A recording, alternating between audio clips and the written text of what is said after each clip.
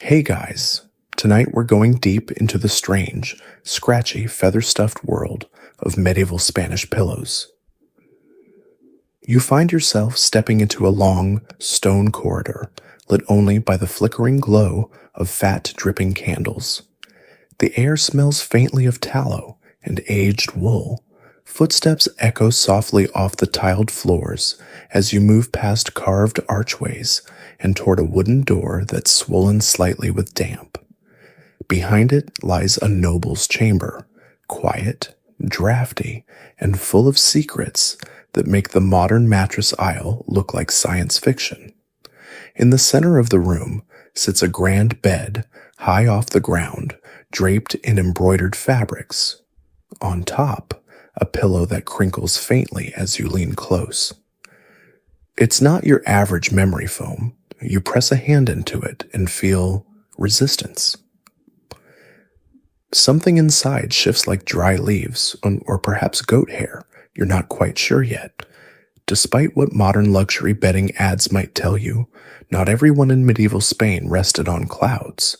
In fact, the very idea of laying your head on a soft, supportive surface was an indicator of your wealth, your health, and sometimes even your politics. Pillows weren't just for sleeping. They were props in a theater of class and comfort, where what lay beneath your head spoke volumes about what stood over your status. You ease further into the room. The fireplace sputters gently, adding pops and crackles to the quiet. A chill hangs in the corners, and the bed is raised partly to escape the rats and cold drafts below. But as you pull back the heavy linen covers, your fingers brush the pillow again. There's something inside, a stuffing that feels oddly uneven, almost like someone crammed in whatever was lying around, and that's not far from the truth. So before you get comfortable, take a moment to like the video and subscribe, but only if you genuinely enjoy what I do here, and if you're up for it, post your location and local time in the comments. It's always lovely to see where you're all listening from. Now dim the lights, maybe turn on a fan for that soft background hum, and let's ease into tonight's journey together. The noble family who lives in this home is part of the landed elite, wealthy enough to afford feather beds and perhaps even some imported comforts from the East. But even for them, a pillow is not always a thing of plushness. Sometimes it's a tightly sewn sack of wool, stiffened with time and musty with the scent of dried herbs, intended to ward off both illness and evil dreams. There's the occasional goose feather, plucked at the right time of year, but these are precious and guarded. If you're lucky, you might score some duck down. Oh, if you're very lucky, you'll avoid a pillow stuffed with raw plant matter, like dried moss or straw, which rustle like paper every time you shift. Historians still argue whether the average noble in 13th century Castile would have considered a pillow a nightly necessity or a luxury indulgence. Some inventories list pillows as cherished heirlooms. Others omit them entirely, suggesting not everyone found them worth mentioning, or perhaps they simply weren't common enough to assume.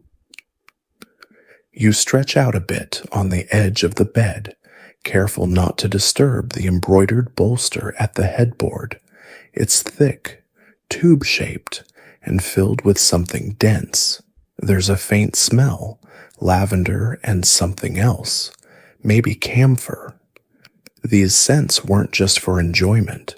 They were believed to ward off sickness, protect the soul during sleep, and occasionally even keep lice at bay. Meanwhile, over in a more modest village home, things look a little different. The bed may be a simple wooden frame with rope supports. The pillow, if there is one, is likely a flattened sack of hay reused from a livestock stall.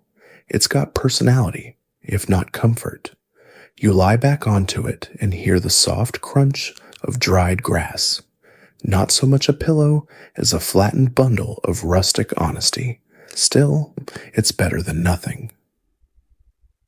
Sleeping without a pillow was common for many, especially those working in the fields all day, who fell into bed with little concern for head elevation. The human body adjusts, the neck protests a bit, but over time, it all becomes part of the nightly rhythm. The castle walls groan a little as the wind shifts outside. Somewhere, a servant moves quietly, banking the fire. In her small chamber, her own bed is nothing more than a straw pallet, and her pillow is a reused feed sack, carefully washed, sun-dried, and packed with what she could find, maybe dried thistle or sheep's wool too coarse for spinning. Her dreams, however, are no less vivid. Mainstream records suggest that pillows were more common in medieval Spain than in some other parts of Europe, particularly due to influence from the Islamic world. The Moors brought not only advanced medical texts and architectural innovations, but also an appreciation for domestic comfort. Carpets, cushions, and yes, pillows began appearing in households with connections to the Islamic courts. Of course, even the best pillow could be ruined by a poorly stitched seam, or worse, a rat. Rodents were a constant threat in even the grandest households. There are tales, probably exaggerated, of mice nibbling through pillows to reach the feathery gold inside. The thought alone is enough to make you curl protectively around your own pillow tonight. So you shift again, finding just the right spot to nestle your head. The stuffing inside might not be perfectly distributed, but the rhythm of sleep is stronger now. The candle's flame leans slightly in the breeze. Someone in the house coughs softly, then turns over in their own dreams. You feel your breath begin to slow, and somewhere in the walls, a spider spins the same thread it's spun for centuries. And beneath your cheek, the pillow crinkles once again, a medieval lullaby of moss, hair, and maybe just a few goose feathers after all. Your eyes half-lidded now, you run your fingertips along the edge of the pillowcase, if it can be called that. It's not exactly soft cotton or Egyptian linen. More likely, it's hand-spun flax, a rough linen with tiny imperfections that scratch gently against your skin like the touch of a curious kitten. Still, in the dim light of the sleeping chamber, it's luxury enough.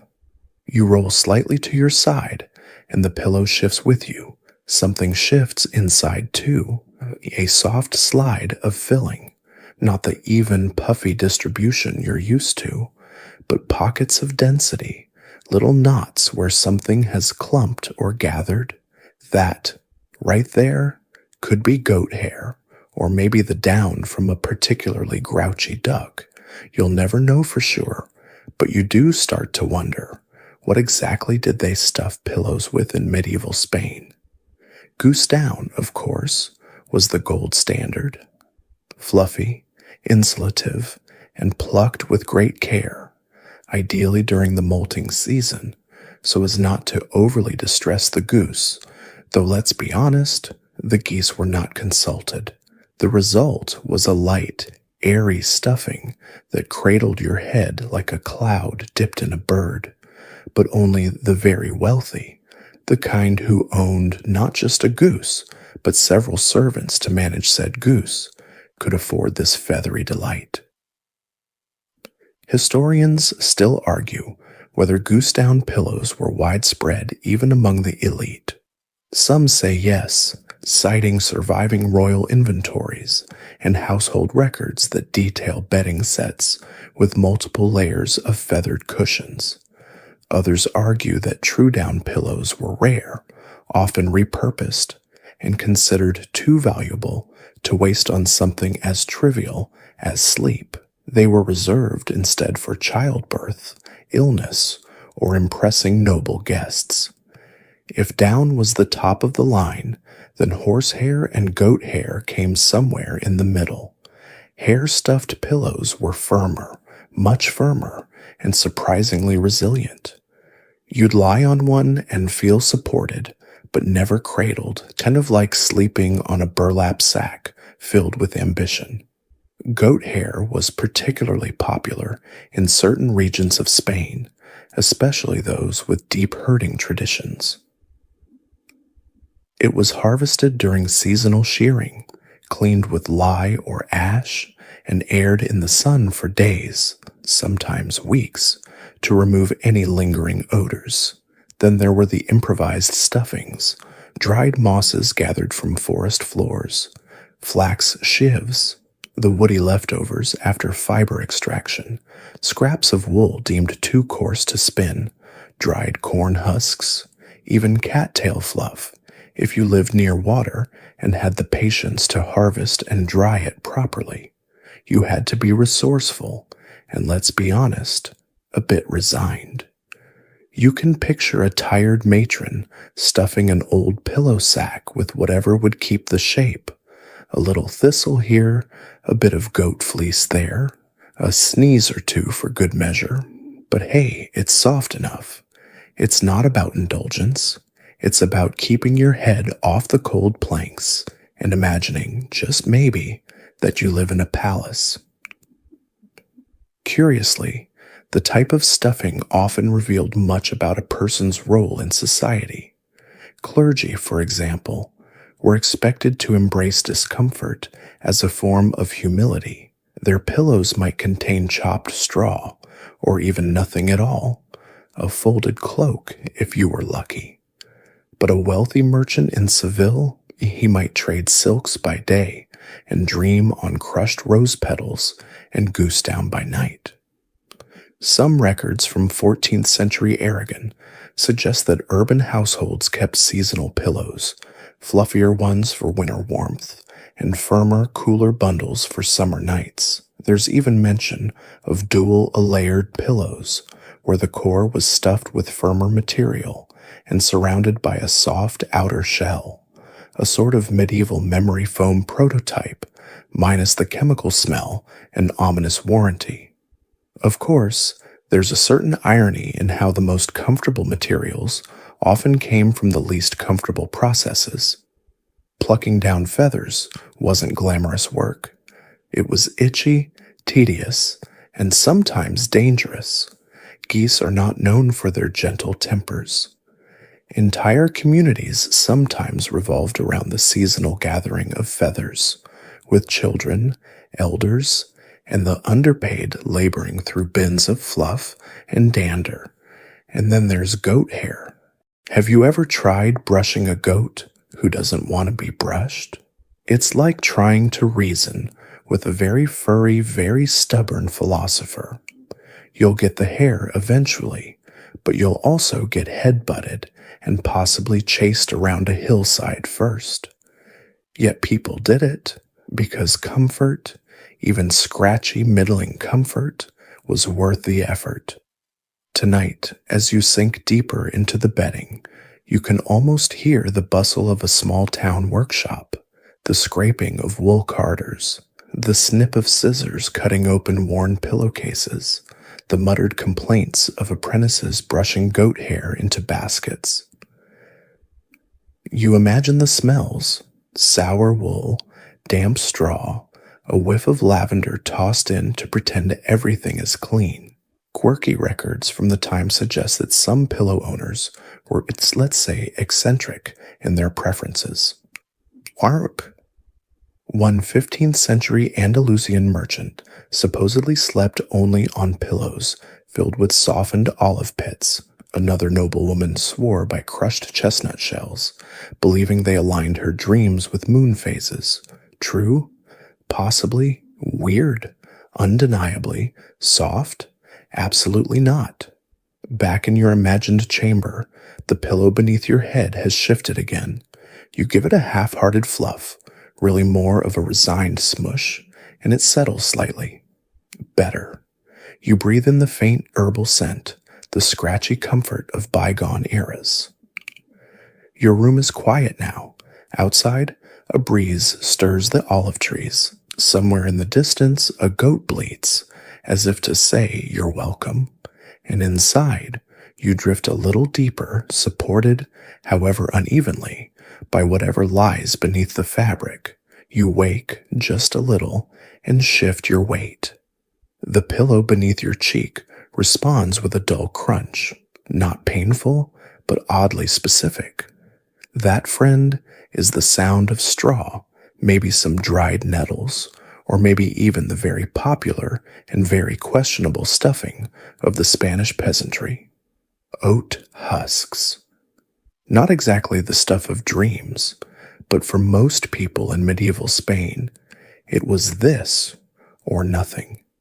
Down the narrow, winding path from the manor house, in the village that hugs the base of the castle hill, the sleeping arrangements look a little different. You enter a humble stone cottage with a thatched roof and walls that sigh with every gust of wind. Inside, it's a single room with a fire in the corner and the smell of stew clinging to the air. A child's foot dangles over a straw-stuffed mattress in the loft above, and in the corner you spot a faded bundle that might once have resembled a pillow. You press your hand into it, and it responds like a sack of onions, dense, unyielding, and vaguely lumpy. It's filled with whatever was left over after feeding the livestock and storing the harvest. Oat husks, barley chaff, maybe even bits of dry corn silk if someone got creative. Sometimes families gathered marsh grasses, dried them under the eaves, and packed them into old flour sacks to serve as headrests, not out of preference, but because it beat sleeping on bare wood. You turn your attention to the bed itself, or pallet more accurately. Ropes crisscross under a straw-stuffed sack, and the whole thing groans like a ship at sea when you sit down. Still, it's warm from the fire. And the pillow, well, it's barely a pillow. It's a suggestion of a pillow, a gentle nod to the idea of comfort. Peasant life in medieval Spain was tough, to put it mildly. Days were long, filled with field work, animal tending, and not nearly enough legumes. So when night came, most people dropped where they stood. Pillows, when used, were often shared between family members or passed down like heirlooms, though perhaps more due to necessity than sentiment. And hygiene, let's just say pillow maintenance, was low on the priority list. Most stuffing was never washed, only aired out occasionally in the sun. Pillowcases were rare. If used, they were made from worn-out shirts or spare bits of linen patched until patching became impossible. Over time, the pillow's scent could become complicated, earthy, a little too familiar. Historians still debate whether most rural households even named these objects as pillows. In many medieval records, the word for pillow is either absent or used interchangeably with headrest, bolster, or sack. Some suggest this reflects the item's liminal status, somewhere between tool and luxury, neither essential nor fully indulgent. And yet, people did what they could. There are scattered mentions of clever innovations. Peasants in Navarra who padded their pillows with wool combings too coarse for weaving, or herders who stitched together sheep fleece into makeshift cushions that doubled as saddle rests.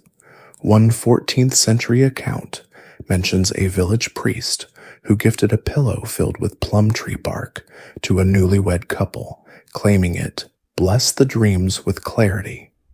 Weird wedding present, sure, but points for creativity. As you recline, the pillow presses back, not unpleasant, just earnest. It holds no pretensions. It never promised to be soft, only functional. It says you worked hard, put your head here, and stop complaining. That straw-stuffed wonder also had its hazards. Mice loved it, insects found it welcoming, and in wetter climates, mold was always lurking like an uninvited guest. You'd shake your pillow out in the morning, not for freshness, but to check that it hadn't moved overnight. The most devoted households regularly opened and restuffed their pillows each season, an annual ritual of sneezing, coughing, and praying the new stuffing was slightly less lumpy.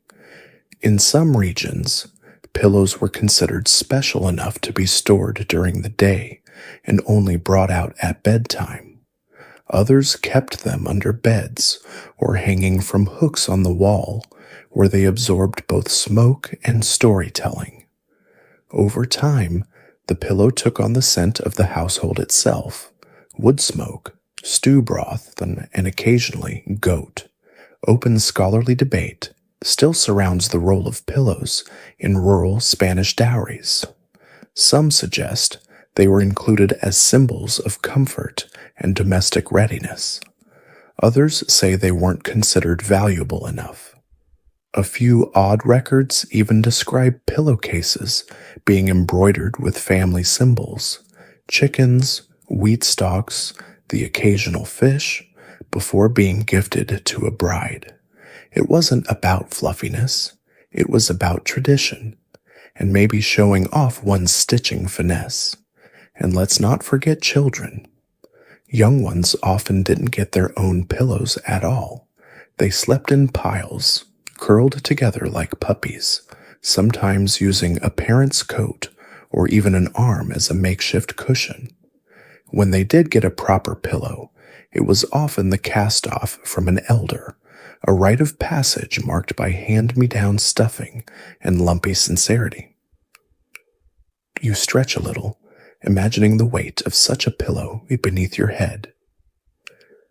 You hear the distant whistle of wind through cracks in the doorframe and the snap of the fire dying down. In a village like this, everyone's asleep early, even the goats snore quietly outside. There's something oddly soothing about the scratchiness, the density, the stubbornness of a peasant pillow. It doesn't pretend to pamper you. It's not here to cradle your dreams. It just holds your head, firm and loyal, through every sigh and stir of the night.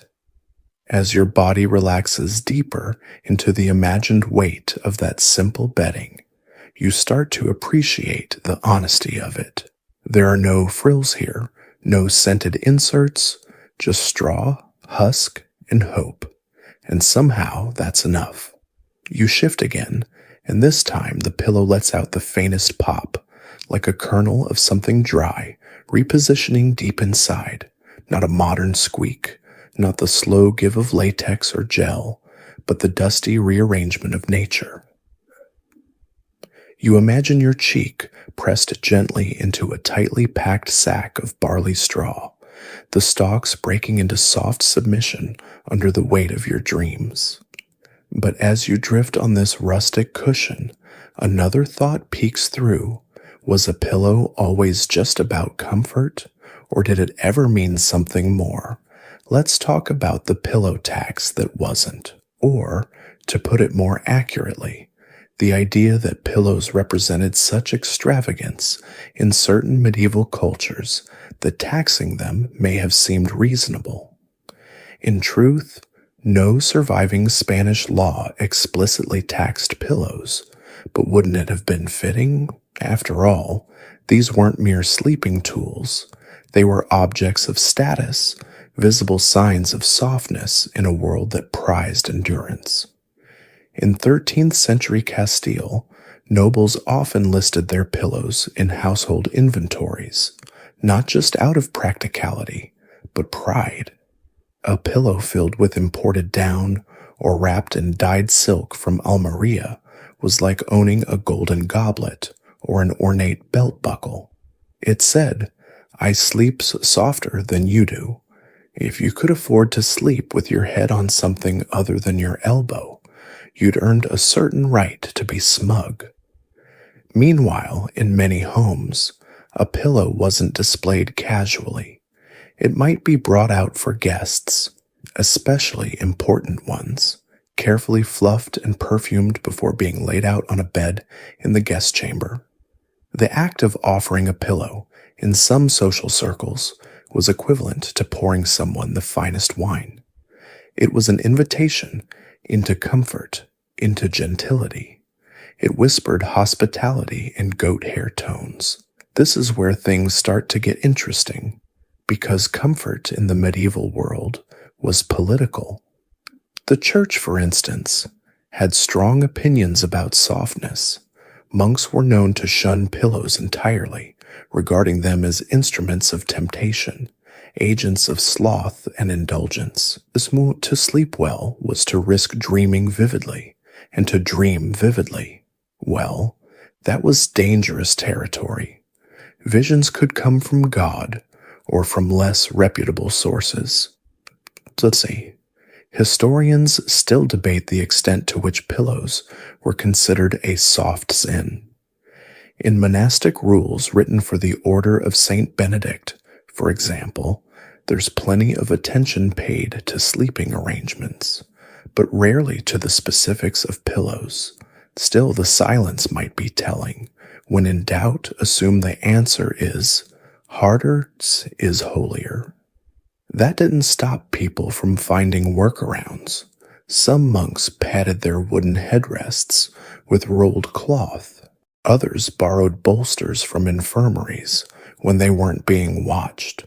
There's even a rather deliciously petty letter from a 14th century abbot to a junior monk, scolding him for hoarding linen of suspicious plumpness in his cell. We don't know what the linen was stuffed with, but it couldn't have been humility. Even outside religious life, pillow politics played out in strange ways. For example, sleeping positions were surprisingly public knowledge. Noble couples were often seen reclining on pillows during formal bedchamber visits. Yes, that was a thing.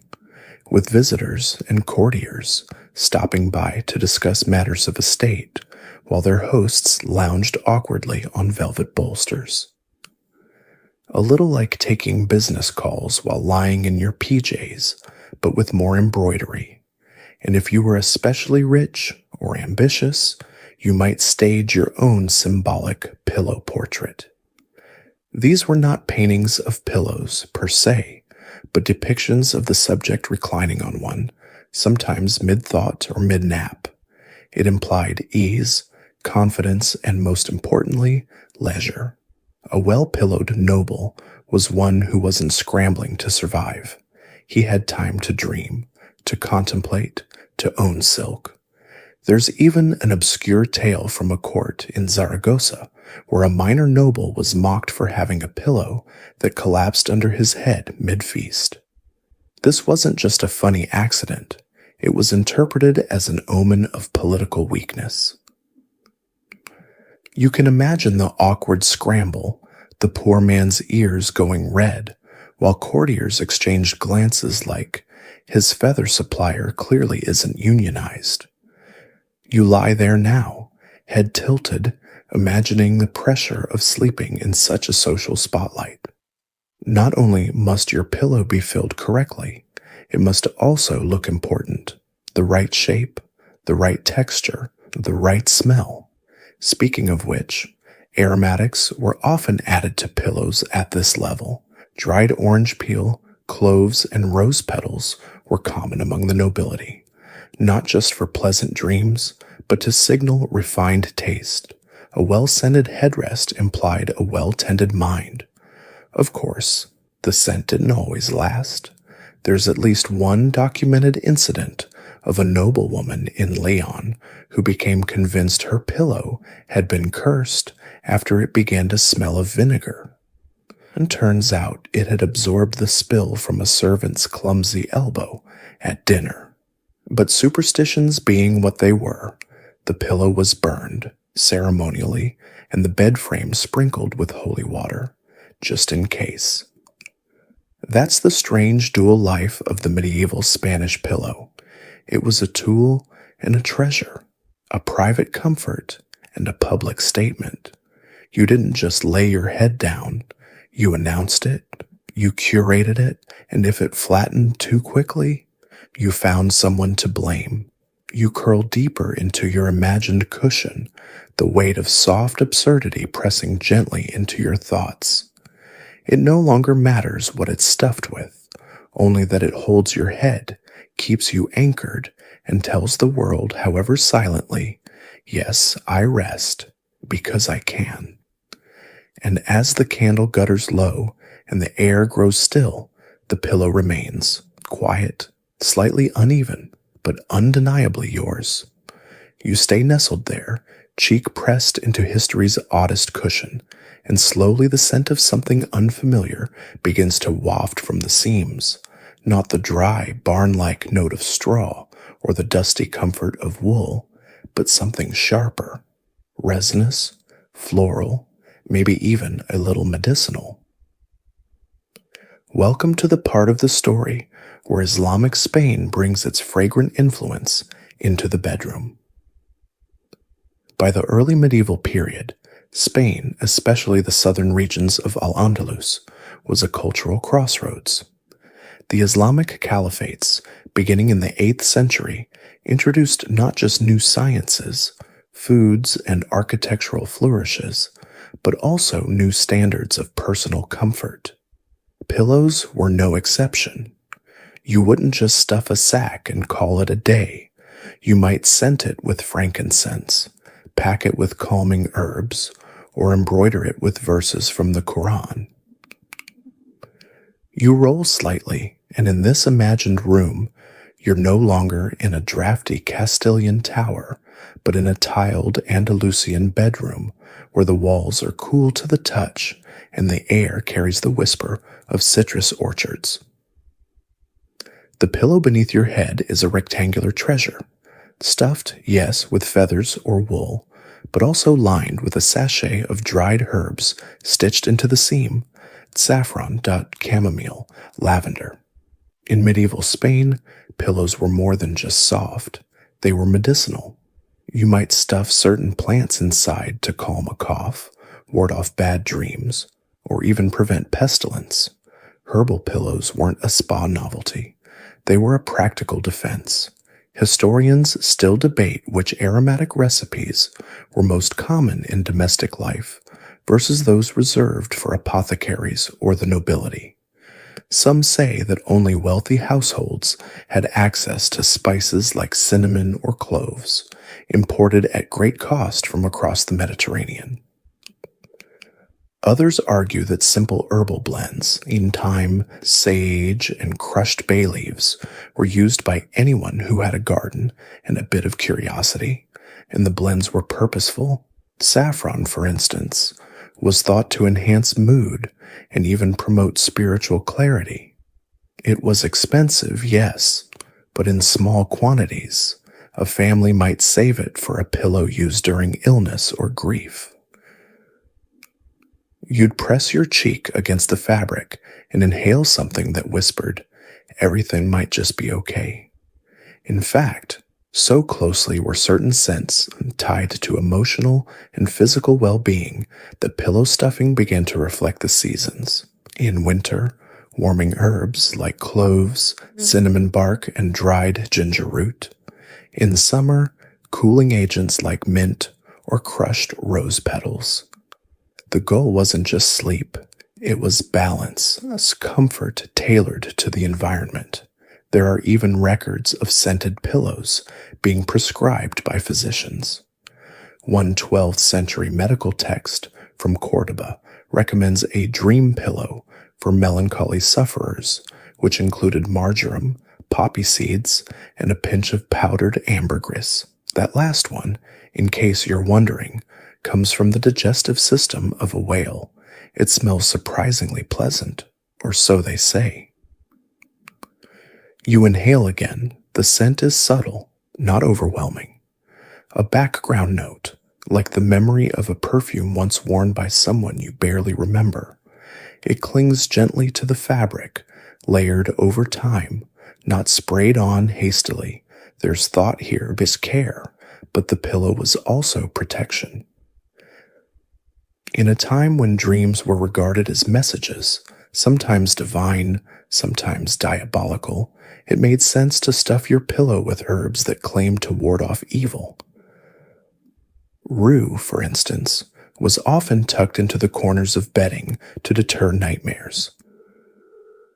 Rosemary, too, though not just for memory, it was thought to repel spirits. Some pillows even contained tiny amulets sewn into their linings, a dried charm, a scrap of parchment bearing protective words, maybe a shell or a carved bead. And if you were very superstitious or very afraid, you might press a silver coin into the fabric just to make sure nothing slipped through while you were vulnerable. There's one curious account of a merchant's wife in Toledo who refused to sleep without a pillow that had been blessed during the spring festival. It was filled with goat wool, rubbed with rose water, and sprinkled with saffron threads. After her husband tried to replace it with something newer, less scented like a salad, in his words, she refused to sleep at all until her old pillow was returned. He relented, happy wife, sleepy life. It's not hard to see why these scented pillows held such importance. Medieval Spain was a world of deep belief. Illness wasn't just physical, it could be caused by imbalance, miasma, or moral failing. So your pillow had to do more than just support your neck. It had to guard your soul. Of course, not all scents aged gracefully. Some herbal pillows had to be refreshed regularly. Others, especially those containing animal-based ingredients or oily resins, could turn funky. A pillow that started as therapeutic could a month later begin to smell like old soup. Still, most folks took their chances. The promise of healing was stronger than the risk of nose wrinkling. You lie there now, the imagined fragrance still clinging to your senses. There's something grounding about it, as if the pillow holds not just your head, but a carefully tended garden tucked within fabric. Each shift releases another whisper of lavender, another memory of mint, and you wonder, what would your own dream pillow smell like? Would it carry thyme and lemon balm like a summer evening, or heavier spices meant to warm you through winter? Either way, there's something soothing in knowing someone thought to mix plants and dreams into a soft bundle for sleep. As your eyes drift closed again, the breeze from a nearby lattice window brushes your cheek. The pillow cradles you not just with softness, but with ancient care. A quiet recipe passed down through hands that believed sleep deserved a little extra magic. The pillow presses gently into your cheek, and as you turn onto your side, your fingers graze the edge of its covering.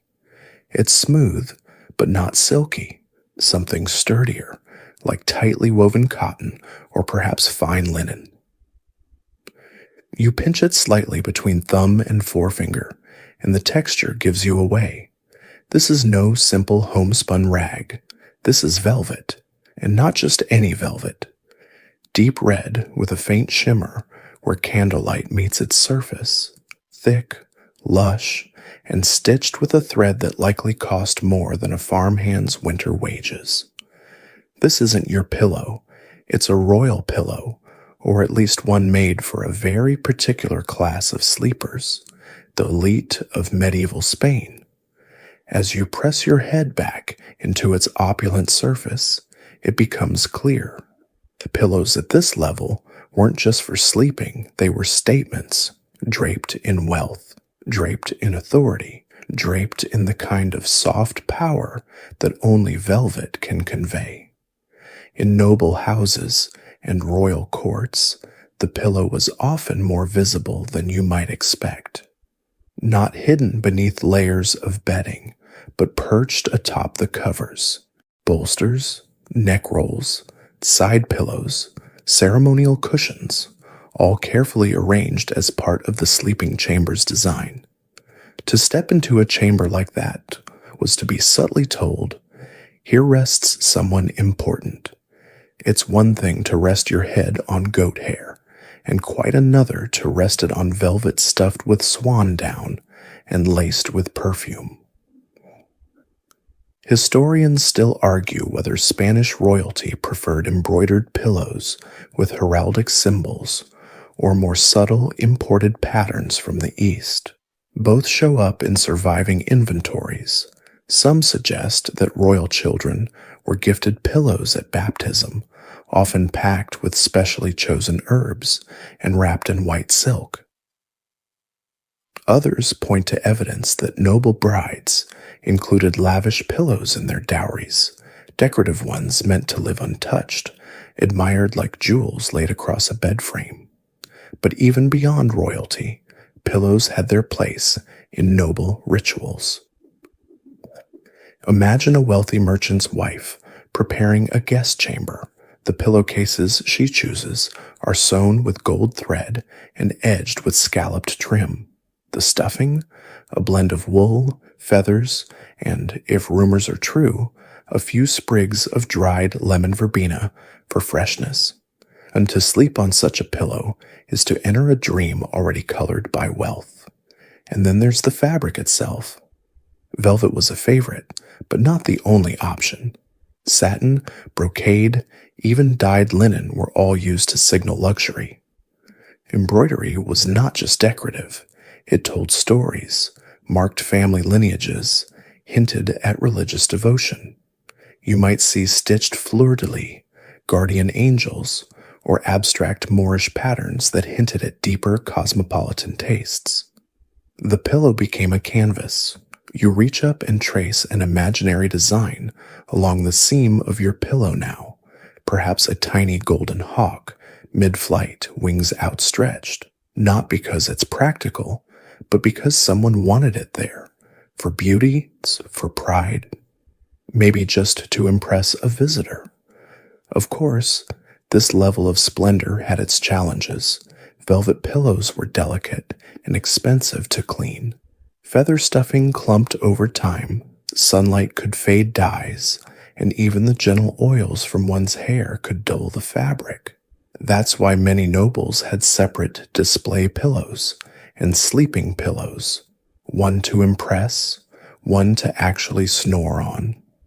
There's a delightful anecdote about a minor Castilian duke who insisted his sleeping pillow never be seen by visitors. It was, according to a surviving letter, slightly balding and prone to smelling of cheese. Despite his status, even he had to deal with the indignities of feather degradation and failed lavender sachets. Meanwhile, an ambitious courtier might try to outshine his rivals by commissioning pillows imported from Granada, where Moorish artisans crafted luxuriously light cushions using techniques unknown in the Christian North. These imported items became so popular that by the 14th century, some Christian nobles were having their own versions made in imitation, a kind of medieval pillow arms race, if you will. And yes, some of these pillows were absurdly large. One surviving will, from a noblewoman in Valencia, lists a bed cushion of goose down, 3 cubits long and half a cubit thick. That's nearly 5 feet of fluff, a loaf of dreams. She left it to her niece, along with a candelabra and a goat. Priorities? But soft power came at a price. Where there were fine pillows, there were always prying eyes. Servants sometimes borrowed pillows for personal use. A scandal in 1320 Toledo involved a steward caught restuffing his own pillow with feathers pilfered from his employer's sleeping chamber. He was fined 2 silver coins and shamed in front of the entire household. Feathery justice? Then there were the jewel cases. Yes, jewel cases. filled with tiny palm-sized cushions used to support the wrists or elbows during dressing or prayer. These were pillows too, in the broad sense. You'd rest your arm while your maid tightened your corset, or your tutor recited the Psalms. Little puffs of privilege. Most were filled with down and wrapped in silk. Some bore tassels. A few were said to contain small charms sewn inside, for luck, fertility, or warding off jealousy. Tonight, in the stillness of this imagined chamber, you lie on your own modest velvet substitute. It's not wrapped in gold thread, nor does it carry a dowry's weight, but it feels important anyway. Important because you're resting, because someone somewhere took the time to make sleep beautiful. And as you drift, the velvet beneath you warms slightly, shaped by your breath. You imagine the same fabric brushing the cheek of a queen, a merchant's daughter, or a sleepy poet from Seville who just needed one more nap before finishing his verse. The pillow holds them all, the weight of history, the softness of night. You let your fingers drift lazily along the edge of the pillow, but this time, your hand catches something you weren't expecting. An uneven patch, stitched tighter than the rest, almost like someone had tried to seal in a secret. You press gently, and it gives a little, soft and stubborn, like a tightly packed poultice. That's the thing about medieval pillows. What lay inside them was often as mysterious as it was mildly alarming, because even the best-laid cushions harbored itchy secrets. Imagine for a moment the world of the stuffing trade. You see, in medieval Spain, stuffing a pillow wasn't just a household chore. It was a craft, an economy, an itchy, dusty, sneeze-inducing livelihood involving feathers, fur, and more than a little blind faith. Someone, somewhere, had to pluck the goose, shear the sheep, shred the moss, or card the wool. And often, it was done quickly, with minimal cleaning, and an attitude that could best be described as close enough. You're now in a dim workshop on the edge of town, maybe in Burgos or Zaragoza. The walls are lined with baskets of feathers, sorted with laughable inconsistency. A child coughs in the corner as tufts of down float lazily through the air. There's a smell, not awful, just earthy, like someone tried to cover wet hay with cloves and good intentions. This is where the stuffing gets chosen, perhaps more accurately, scraped together. Historians still argue whether stuffing workshops were formal guild trades or loose community enterprises. Some cities had official wool workers who were responsible for preparing not just fabric, but pillow and mattress stuffing.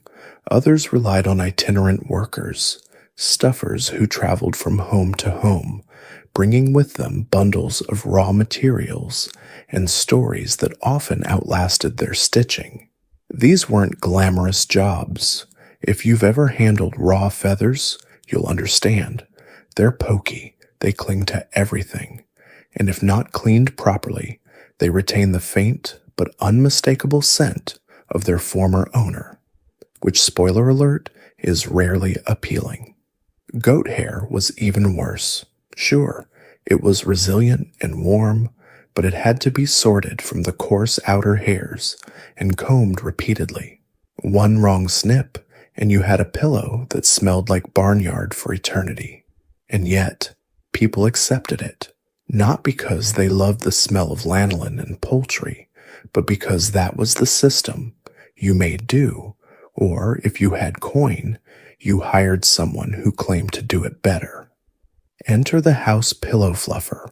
No, not a royal title, but an actual role in wealthier households. These were domestic staff members or itinerant workers whose job was to restuff, reshape, and revive the household's bedding.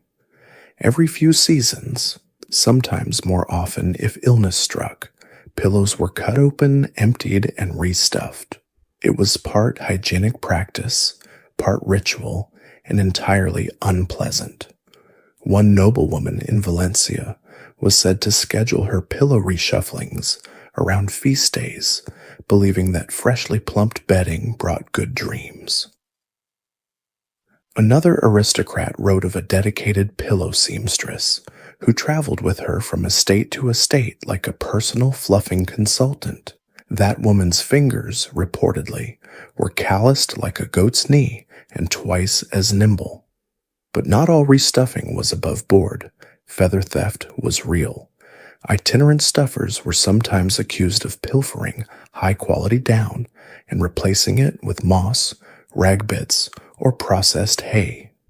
In 1368, a complaint was filed in Valladolid by a nobleman who claimed his prized pillow, once plump with duck down, had returned flat as a flag and twice as crinkly. No one was punished, but the traveling stuffer never worked in that region again. Fringe stuffing materials occasionally made their way into pillow lore. One particularly strange 15th century account mentions a widow who filled her pillow with clippings from old garments, convinced the memory of her husband's shirts would comfort her sleep. Another tale speaks of an alchemist who used thin shavings of parchment and discarded scrolls, hoping that learned dreams would come to those who rested upon knowledge. It's poetic, it's weird, it's absolutely medieval, and yes, sometimes the stuffing turned against its owner. Mold, mites, even nesting insects were not uncommon if a pillow went unchecked too long. That's why many folks kept a habit of airing their pillows on sunny days, lined across windowsills or hung from laundry ropes like puffy sleeping talismans, not just for cleaning, but as a kind of reset. A soft purge. Open scholarly debate still lingers around the use of aromatic oils during this airing ritual. Some texts suggest olive oil and rosemary were gently rubbed into the outer linen to deter pests. Others argue this would attract more bugs than it repelled. Either way, you imagine the sight of a courtyard full of hanging pillows swaying gently in the wind, catching light and stories both.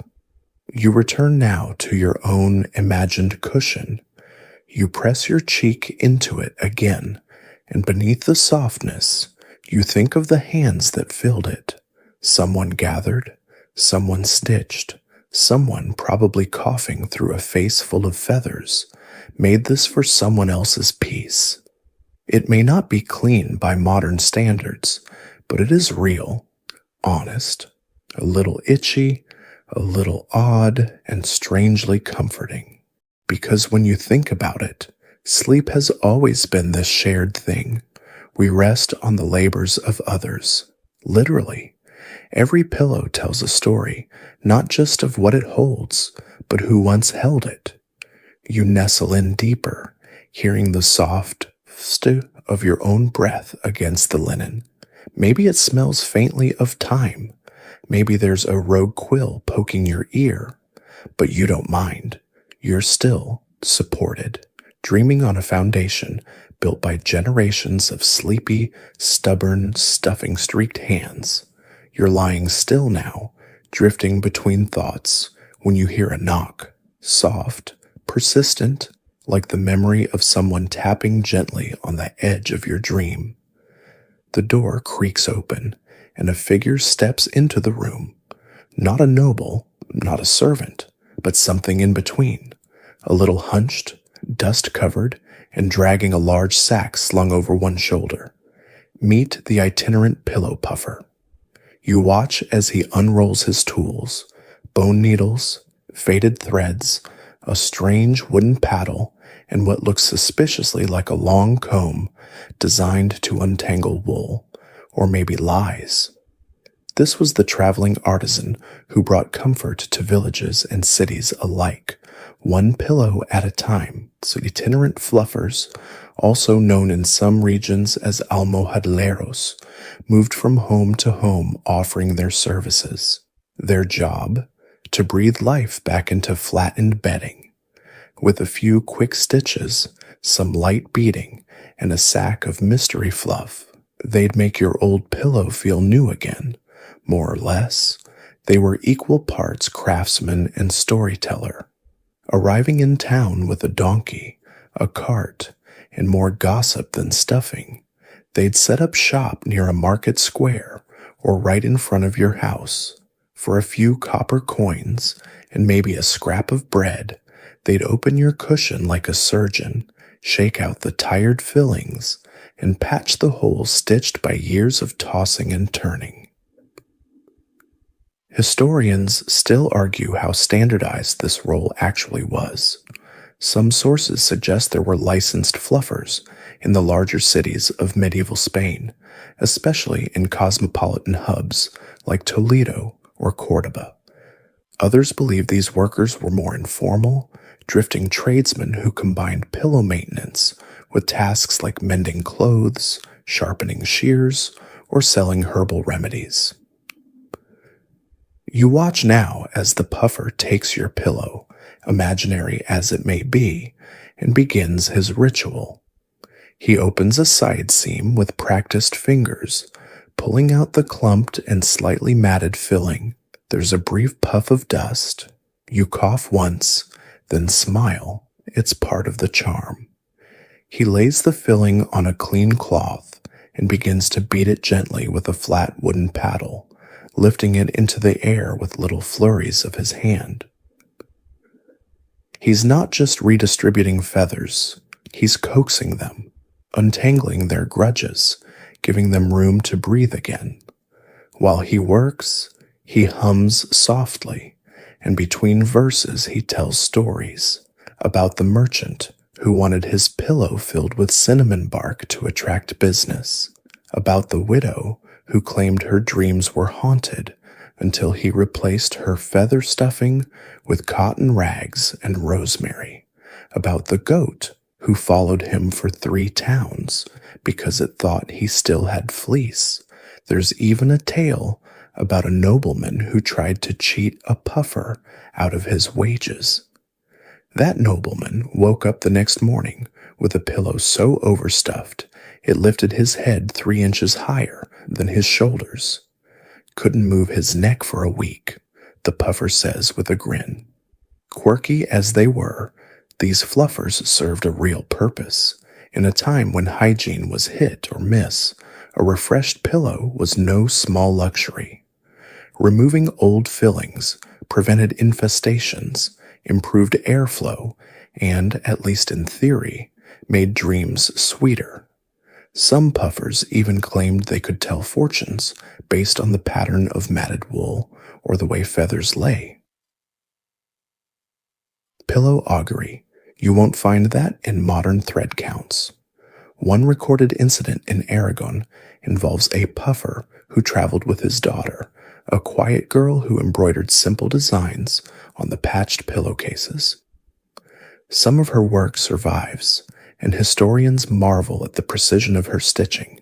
Tiny moon shapes, stars, and crescent leaves sewn into linen so thin you could see sunlight through it. Was it art? Was it blessing? Possibly both.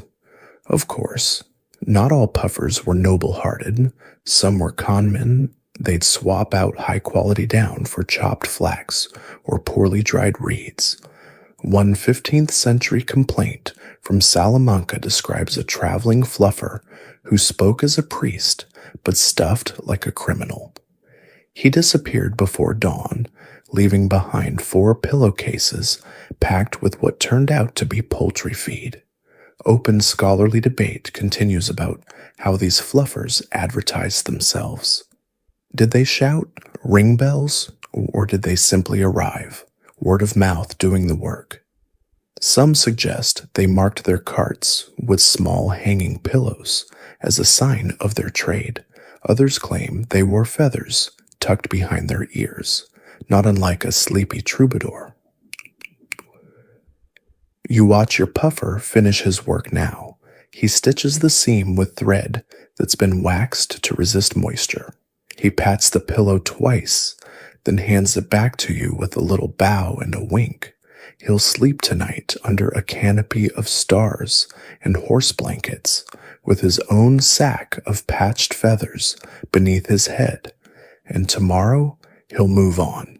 The pillow feels lighter now, airier, like it finally exhaled after years of holding its breath.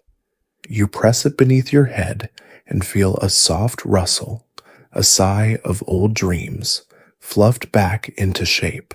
There's something oddly intimate about it, knowing your comfort was crafted by hands you'll never see again, that someone walked miles, carrying feathers and stories, just to give you this little island of rest. The room darkens further, the fire dies down. Outside, an owl hoots lazily into the wind, and inside, your pillow waits, newly plumped, lovingly stitched, and still just a little lumpy, because perfection is overrated. Softness, however, that's timeless. The pillow beneath your head, freshly fluffed and faintly warm from the artisan's hands, shifts once more as you nestle deeper into it. It feels fuller now, more obedient to the shape of your skull, but still unmistakably rustic. You wouldn't throw it across the room in joy. You wouldn't swing it at your sibling in a giggle-fueled frenzy. No, you wouldn't do that at all, because pillow fights were very much not a thing, at least not in medieval Spain, not in any way that involved laughter, frothy chaos, or celebratory slow-motion feathers. The medieval pillow was not a toy, not a weapon, and certainly not something to be casually hurled across the room. It was too precious, too oddly stiff, and too full of questionable substances to invite that sort of mischief. First of all, the stuffing alone made it an unwise projectile. Picture hurling a goat hair stuffed sack the size of a loaf of bread at someone's head. It would thunk, not bounce. And if it hit just right, you might lose a tooth or a friendship. Throw in one filled with straw? That's like launching a bundle of kindling wrapped in linen. Best case scenario, everyone gets itchy. Worst case, someone starts bleeding from the eyebrow. Pillows weren't standardized either. One family might have a compact cushion filled with dense wool combings. Another might sleep on a long bolster stuffed with dry moss and pine bark, fragrant but as soft as an old boot.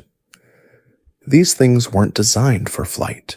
They were designed to stay still, hold your head, and sometimes, only sometimes, not give you splinters.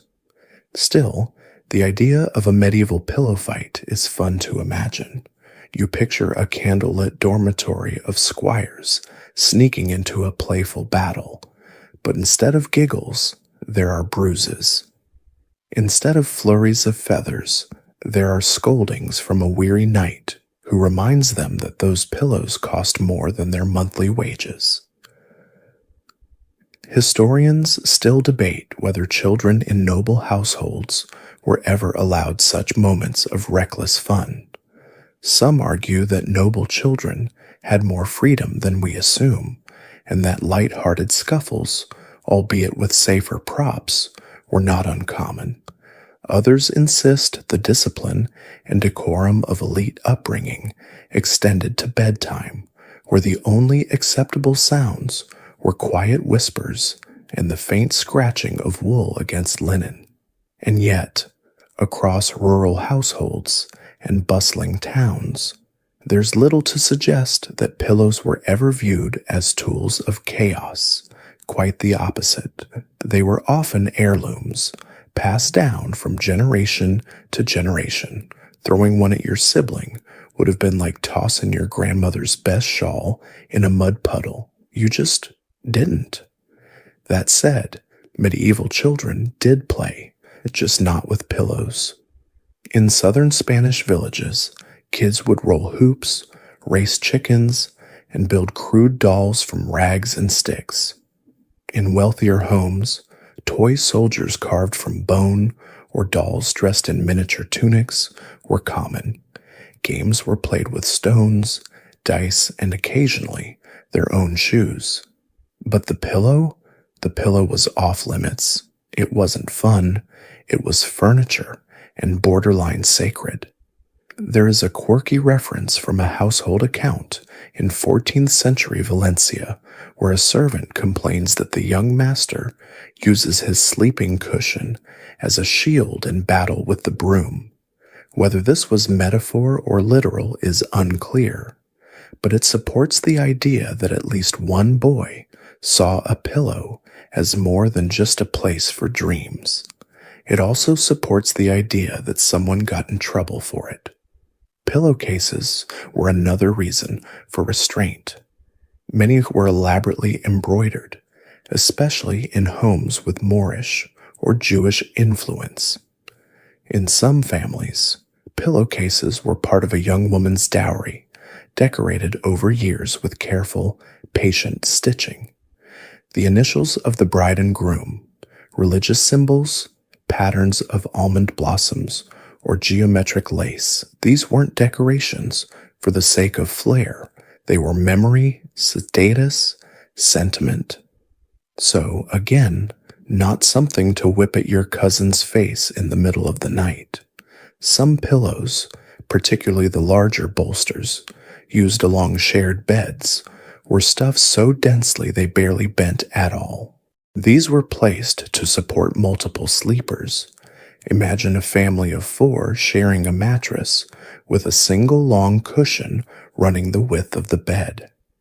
You don't throw that. You lean on it like a stone wall and hope your brother stops kicking you in his sleep. You roll onto your back now, letting your own pillow cradle your head.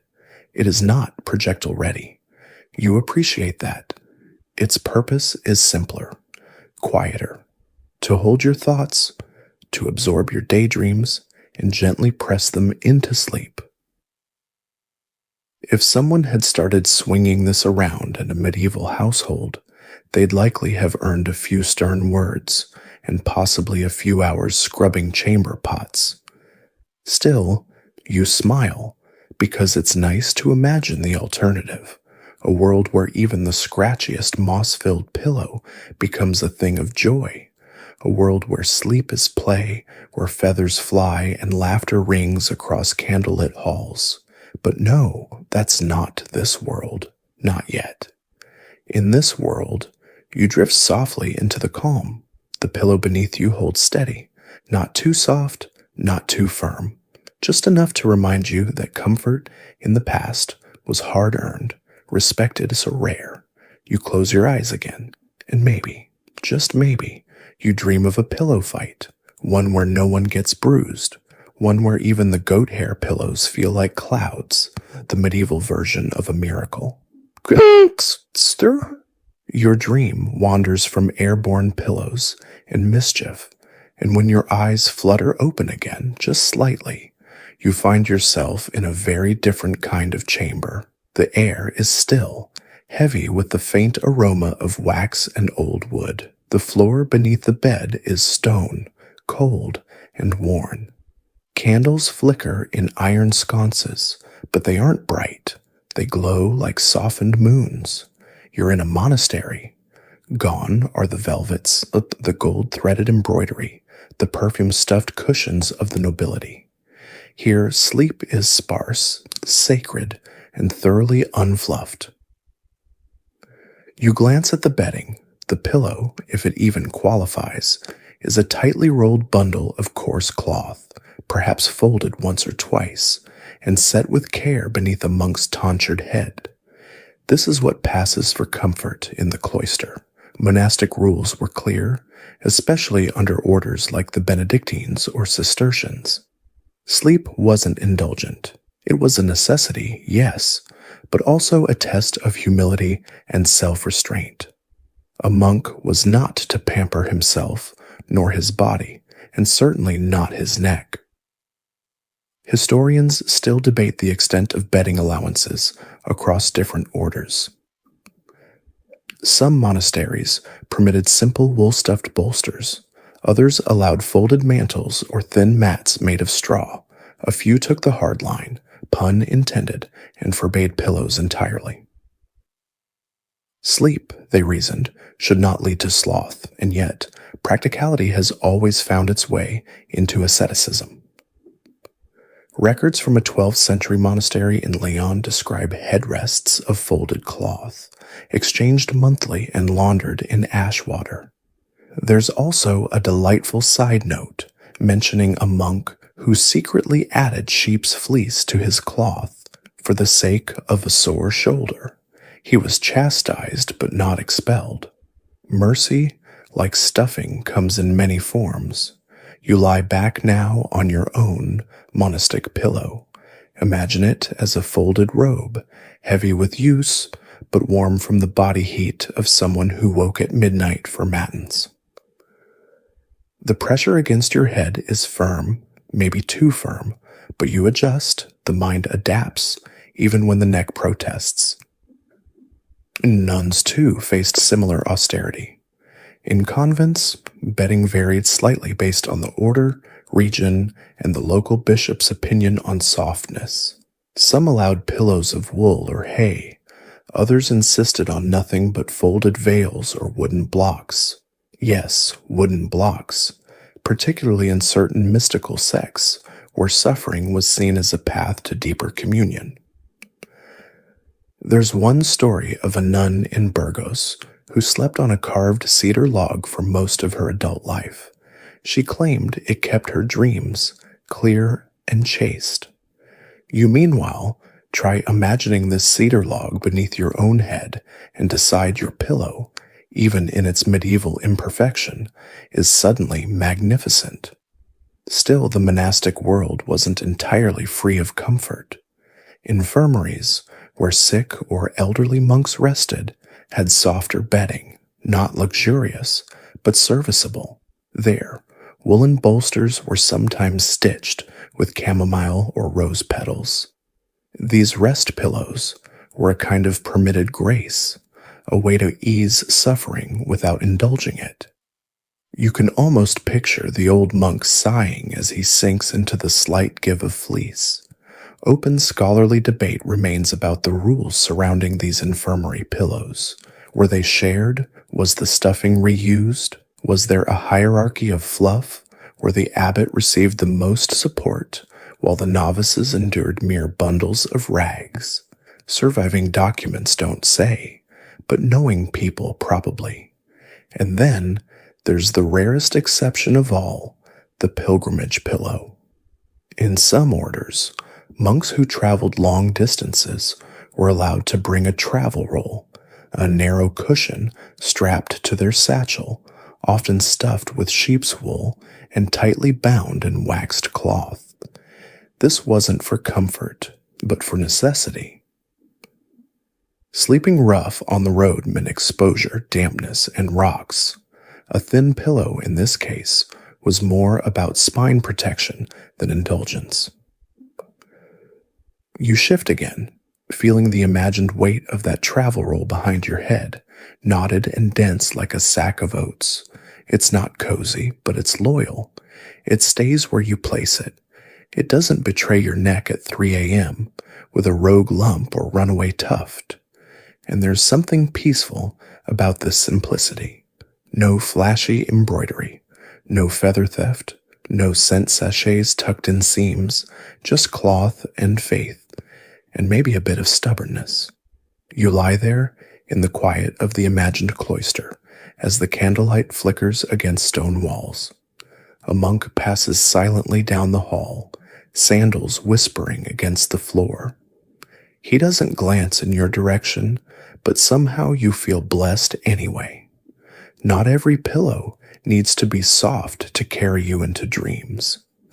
In this moment, even the austerity becomes part of the lullaby. The cool air, the weight of tradition, the promise that in this place, however stern, sleep still has a place, a quiet one, a humble one. You close your eyes once more. Your head rests on the simplest of things, and yet Your dreams feel strangely luxurious. The stillness of the cloistered room fades, like incense drifting into silence. And when the world begins to reshape around you, it smells, not of old stone or candle wax, but of musk, herbs, and something unmistakably barnyard.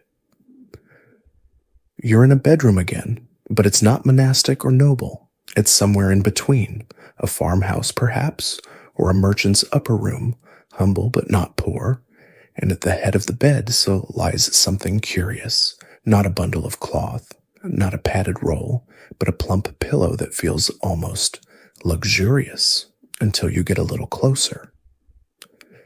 Your hand sinks into it and recoils, not because it's too hard, not because it's too soft, but because it feels alive with static and wild little wires. That, dear dreamer, is animal hair, possibly goat, possibly pig, and according to one fringe tradition, still murmured about in dusty corners of historical texts, just maybe human. Let's pause before your imagination runs away. No, people weren't lining up to donate their locks to bedding manufacturers. But yes, there are murmurs in the records of certain high-ranking nobles who saved trimmed hair, sometimes their own, sometimes from a spouse or child, and included it in pillow stuffing for sentimental or spiritual reasons.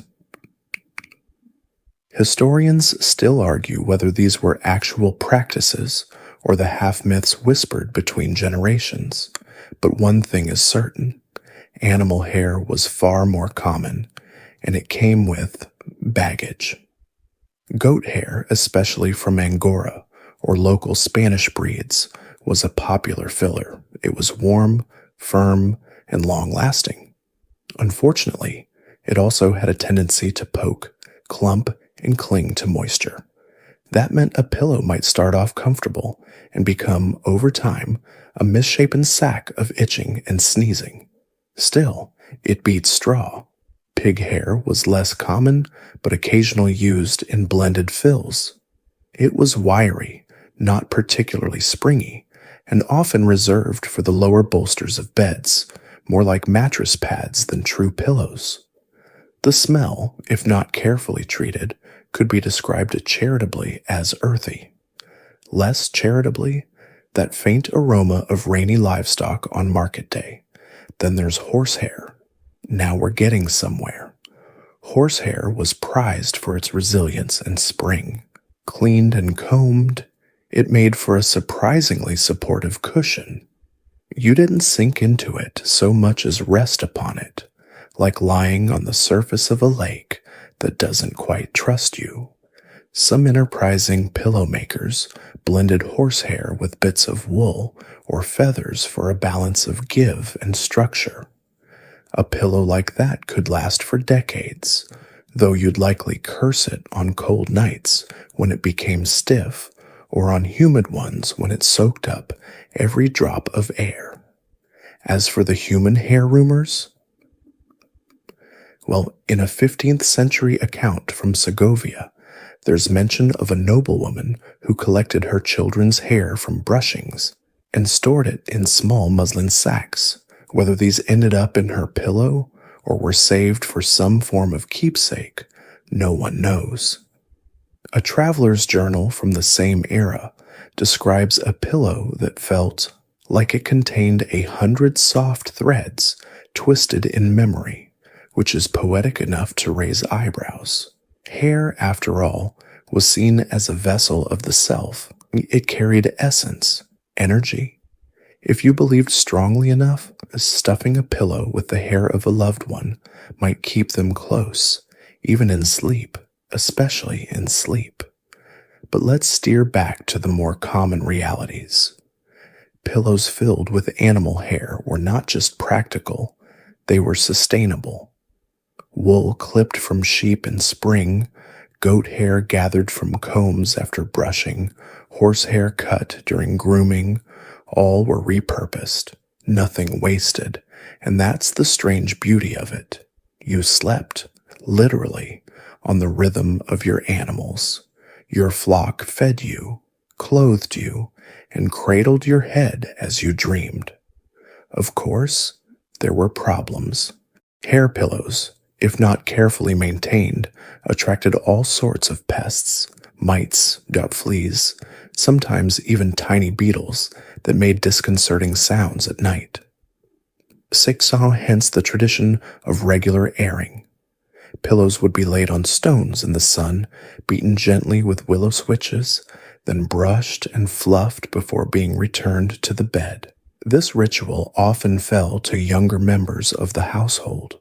A child might grow up dreading pillow day, especially if the family owned particularly fragrant goats. In the towns, stuffing artisans developed tricks to improve the texture of animal hair pillows. They'd blend in dried herbs, not just for scent, but to deter mites. Lavender, sage, and even dried marigold petals were common additives. Some even included thin strips of camphor wood bark, carefully sanded down. The goal? Sleep that didn't bite back. Open scholarly debate persists around how often these herbal additions actually worked. Were they effective repellents or just hopeful deodorants? The jury's still out. But when your face is inches away from a pillow that smells faintly of hoof and summer, a handful of rosemary starts to feel like a miracle. Tonight, your imagined pillow is a mixture of these things: goat hair, soft wool, perhaps a few errant rosemary leaves that flutter out when you shift. It's not plush, it doesn't cradle, but it holds your head like a firm hand, supportive, solid, slightly scratchy, and as the fire in the hearth fades, you think of all those who've slept on such pillows before you: farmers, shepherds, seamstresses, maybe even a traveling musician who wrapped his fiddle in his pillow by day and dreamed on it by night. No one had 5-star sleep, but everyone slept, so now so do you. You wake in a dream, still padded with the gentle rustle of herbs and hair, only to find yourself in yet another room, this one warmer, heavier, scented not with lavender or straw, but something deeper, incense perhaps, and roses. A heavy drape muffles the outside world, and beside the low bed is a brass dish holding coals and curling smoke. This is Al-Andalus. The bed is low to the ground, the pillow not large but layered, several stacked cushions, narrow and firm, each wrapped in embroidered linen. You press your hand into the topmost one and feel something intentional. Beneath the cover, the fill is not uniform. Something's been inserted, stitched, layered. These pillows don't just cradle heads. They hold beliefs, health regimens, and centuries of cultural wisdom. Under Islamic rule, southern Spain became a center of comfort innovation, while Christian kingdoms in the north debated the ethics of softness. The palaces and homes of Al-Andalus embraced the idea that rest could and should be beautiful. Pillows weren't afterthoughts here. They were necessities, extensions of the body, and sometimes the soul. Historians still argue the precise mixture of science and superstition that went into these pillows. In one breath, you might hear that a certain combination of herbs could cool the liver. In the next, a claim that a sprig of mint, tied inside the seam with red thread, protected the sleeper from envy. Many pillows were infused with attar, rose oil, essence of orange blossom, or cedar. These were sometimes applied to the inside of the pillowcase, or mixed into powdered herbs placed in linen sachets within the fill, not to overwhelm, but to offer subtle aroma with every breath. It's said that one princess of Cordoba slept on a pillow that smelled faintly of musk and saffron, her dreams always golden, always bright. Tonight, your own pillow carries hints of that old elegance. Beneath the linen, The air shivers with notes of rose and thyme, and yet the real wonder lies in the stitching itself. These pillows were often constructed in layers. A firm core, usually wool or cotton fibers, provided structure. Around that, a thin cushion of down or sometimes finely carded silk waste softened the surface. The final casing, always removable, was cleaned frequently and usually embroidered in repeating geometric patterns or lines of poetic Arabic calligraphy. You trace the stitches with your fingers now, as if reading a secret. One verse loops softly in your ear: sleep and let the garden bloom inside you. Pillow making was a respected craft. In marketplaces from Granada to Seville, entire stalls were dedicated to bedding goods, pillowcases of every kind, scented fillings sold in parchment packets, bolts of cloth specifically used for lining. The pillow wasn't just a bed item, it was a cultural artifact.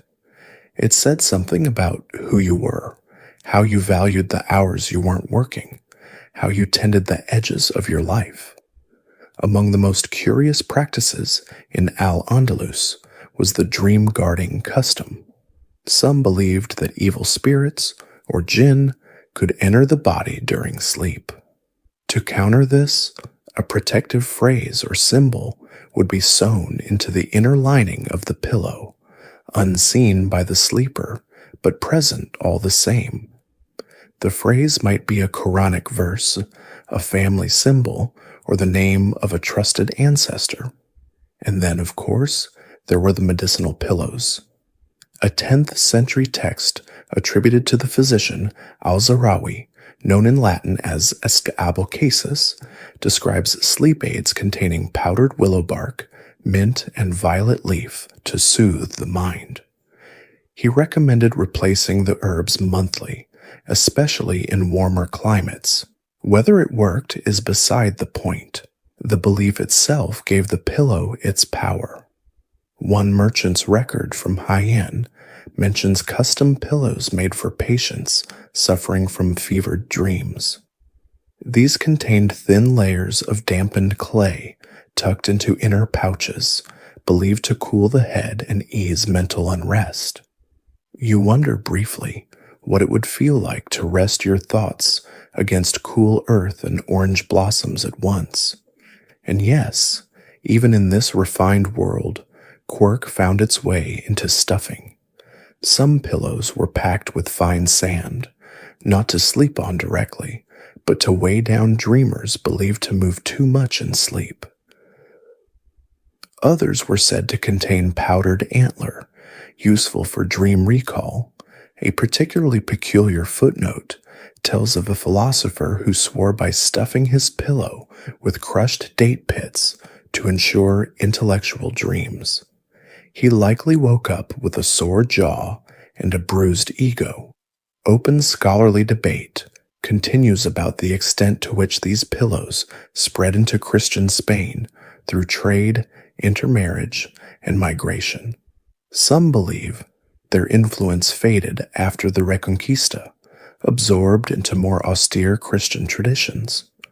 Others argue their legacy lived on in the herbs, shapes, and stitching patterns that endured for centuries in southern Spanish homes. But for now, you lie still.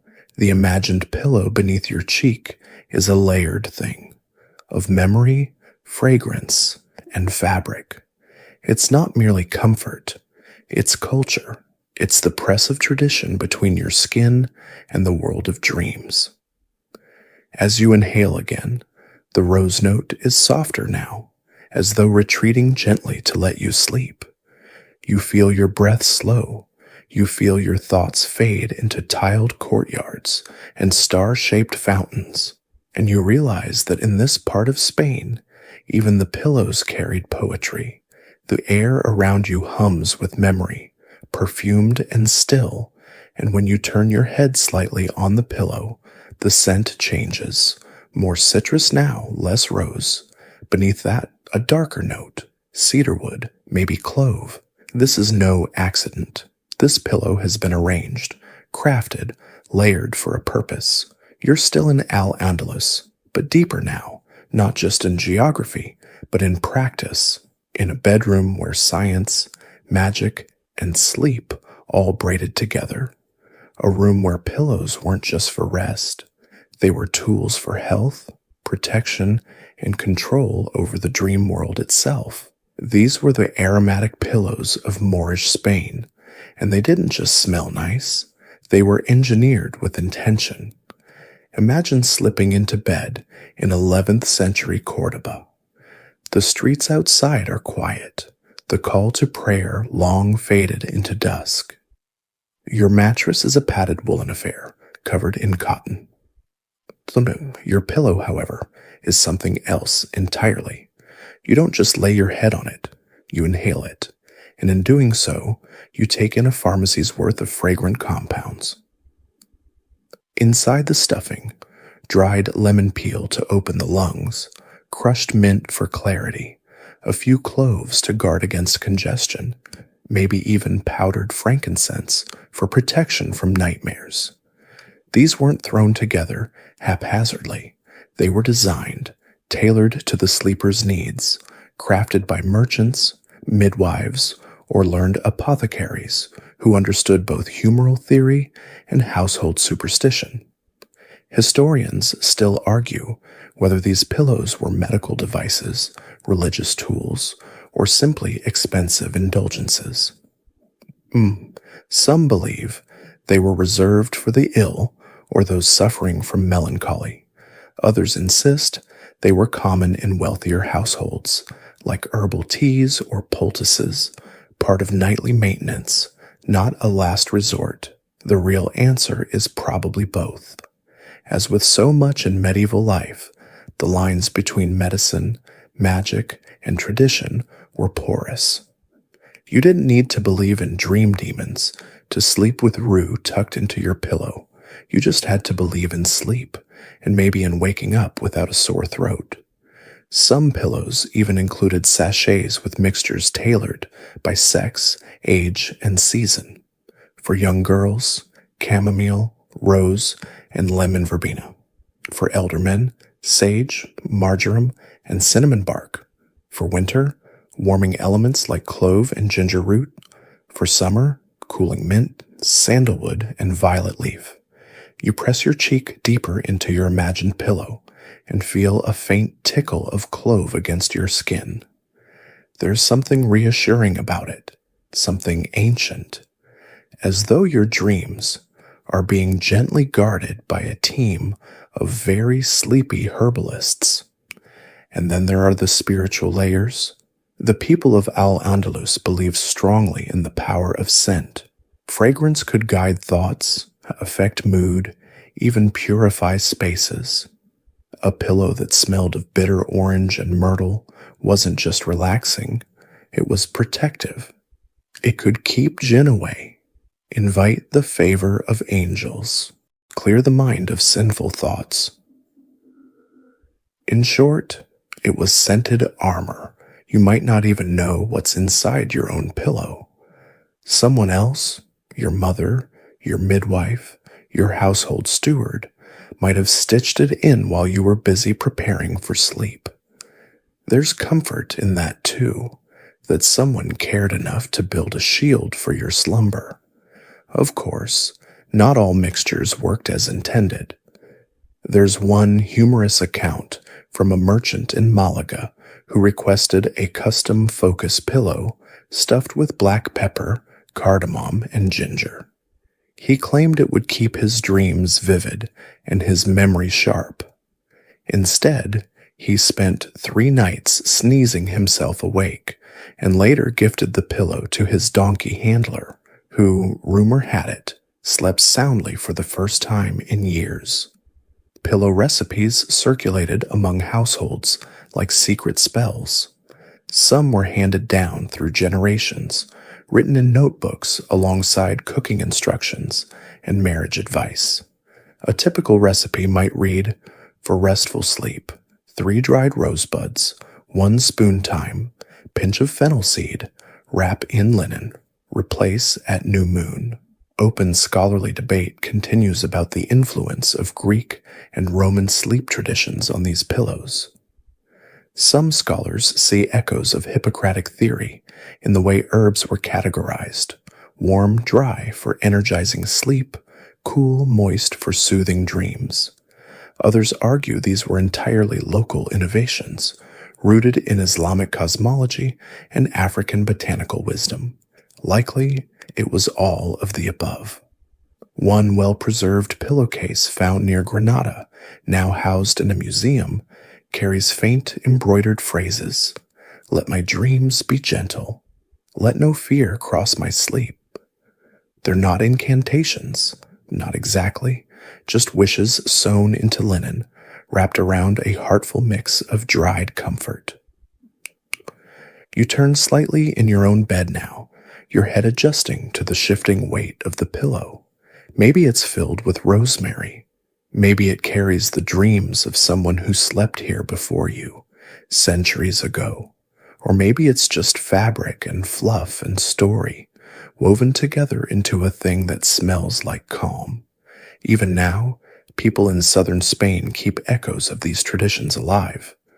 Lavender tucked into pillowcases, orange blossom water sprinkled on linens.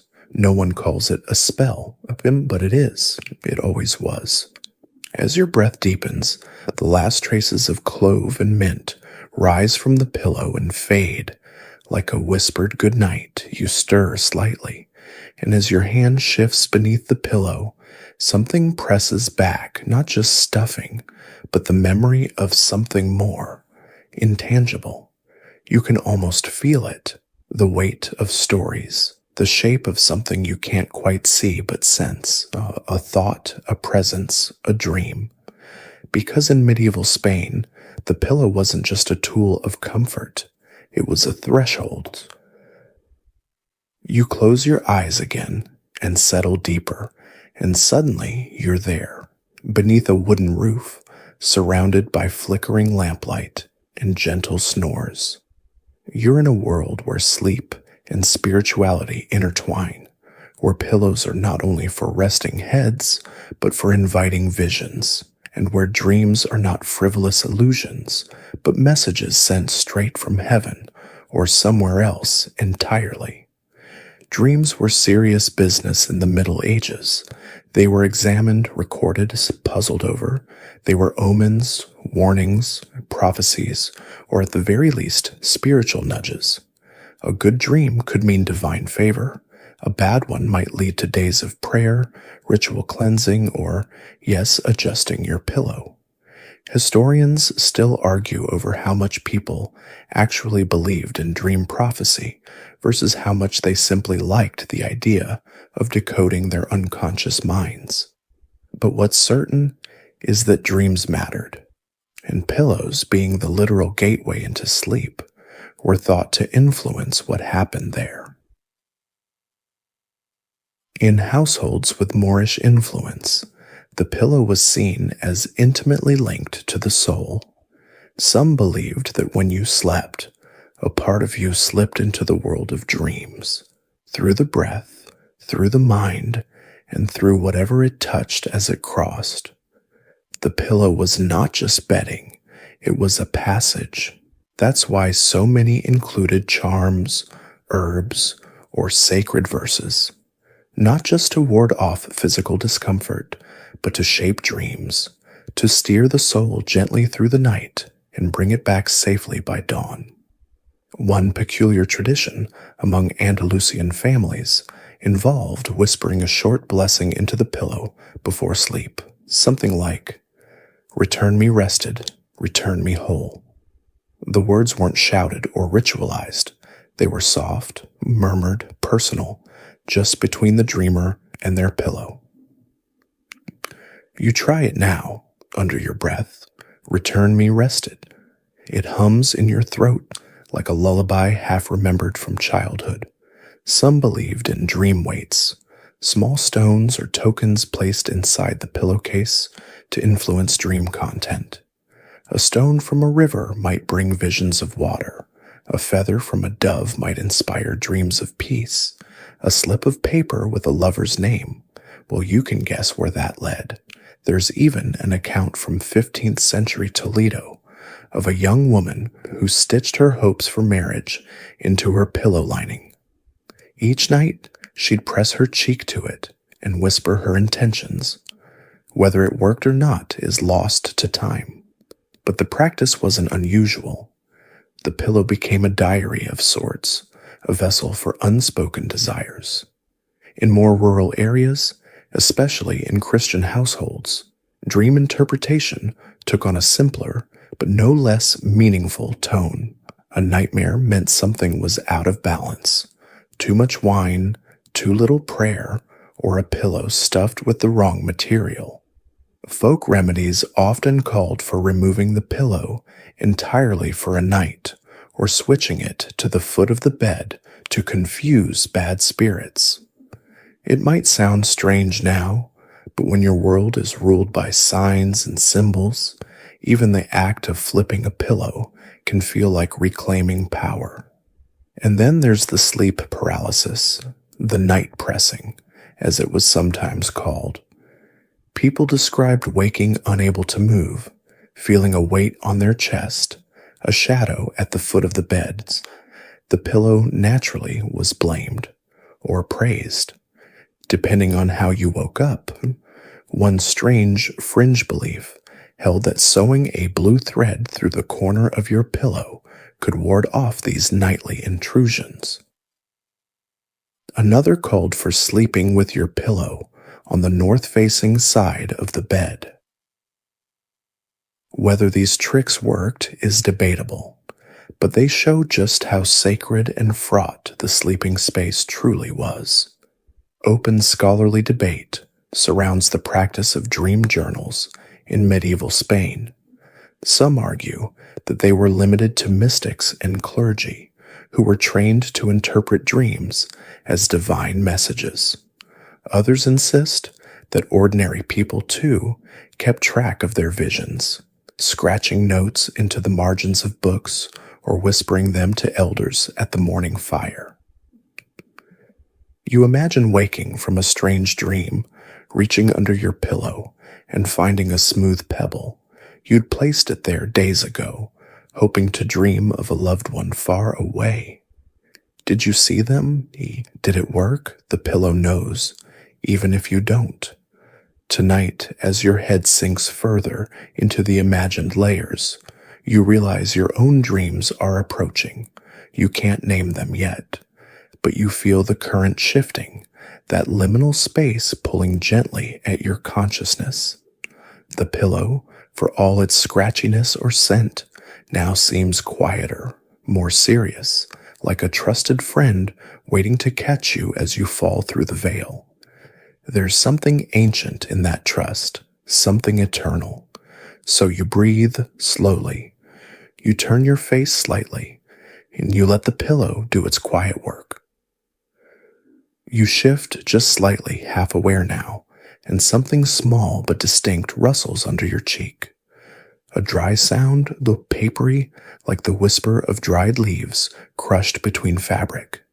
It's the stuffing again, but this time, it's not down or wool. It's something else entirely. Something chosen, not for softness, but for being strategy. Because in this part of Spain, in this particular bed, the pillow has a job to do, not just to cradle your head or catch your dreams, but to keep the bugs away. It's easy to romanticize the medieval sleep experience. Low fires, gentle herbs, whispered prayers.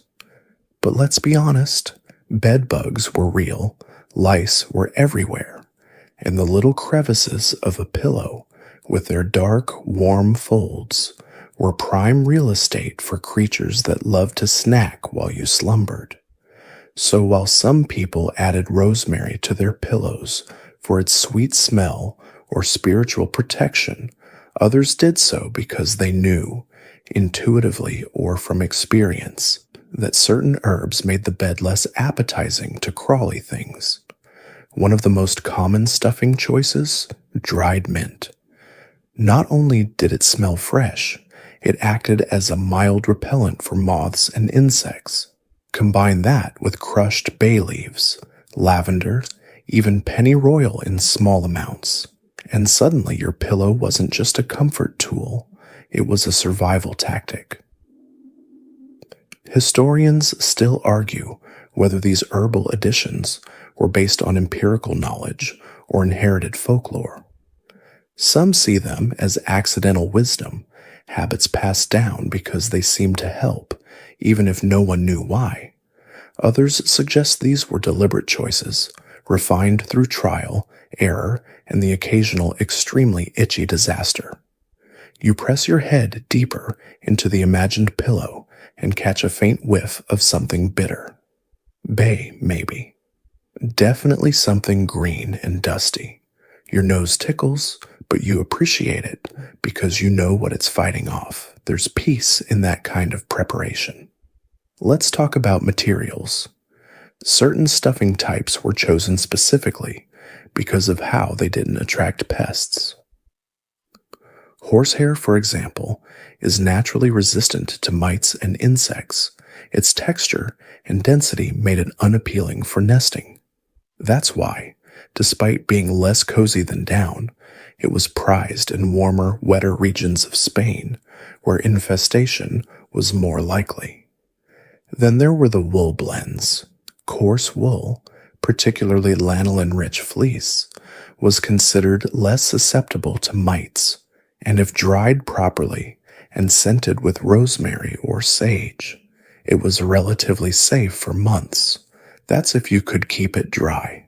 Wet wool, on the other hand, became a nightmare of mold, odor, and infestation, a pillow that fought back. Some households developed cleaning rituals just to combat to these issues. In cooler months, pillows were aired weekly. During warmer seasons, they were opened and turned inside out under the sun. Herbs were replenished, feathers fluffed and sorted. In especially fussy homes, linen pillowcases were soaked in salt water and sun-dried to deter lice. You can picture it now, a sunny courtyard with a row of pillows hanging like strange birds, fluttering slightly in the breeze, children beating them with sticks, a mother sewing a new sachet of lavender, a father checking seams for wear, everyone playing their part in keeping sleep bug-free. One particularly strange tradition, noted in a 14th century village account from Lyon, involved baking the pillow. Yes, baking it. Not in an oven with flames, but in a warm, ash-lined brick hearth. The pillow would be wrapped in linen, then left near the coals for several hours, not hot enough to burn, just enough to kill anything lurking inside. It was called sunning the soul. Whether it worked or not, the phrase alone makes you want to curl up tighter. Open scholarly debate continues about how widespread these practices really were. Some historians argue that pillow maintenance was a luxury of the wealthy, another form of household labor assigned to servants or stewards. Others say that rural homes, more vulnerable to pests, were equally, if not more diligent, motivated by direct consequences. After all, if a lice infestation starts in your pillow, it doesn't stay there, and it wasn't just bugs that people were wary of. Dampness invited illness. Mildew in the stuffing could trigger coughing fits or night fevers. That's why some pillows were packed with desiccant herbs, sage, cedar shavings, even bits of dried citrus peel to absorb moisture and keep the bedding dry. You roll slightly, imagining all of these elements in your own pillow now. The rustle of bay leaf, the whisper of mint, the slightly scratchy feel of wool, not glamorous, not luxurious, but safe. And in a world where illness spread like gossip, and the smallest discomfort could mean sleepless nights, safe was beautiful. Even the pillowcases had their defensive designs. Some were stitched shut along three edges, with threads soaked in vinegar or infused oil. Others featured fringe along the open end, a detail you might assume was decorative, but which some believed discouraged insects from crawling inside. There's even an odd tale from Toledo about a merchant who swore by stuffing his pillows with tiny rolled scrolls of paper soaked in vinegar and thyme. He believed it offended the nose of Satan and all his tiny cousins. Possibly nonsense, possibly genius. Tonight, your own imagined pillow is calm, balanced. It smells faintly medicinal, but not unpleasant, like an apothecary's garden, like something someone cared enough to prepare for you, not to impress, but to protect. Because in a time without antiseptics, sprays, or sealed plastic mattresses, your first line of defense was your own bedding, a shield wrapped in linen, a barrier packed with plants. You sigh softly, letting your weight sink into that protective cushion. It holds you like a promise. Sleep safely, it says. I've got you covered.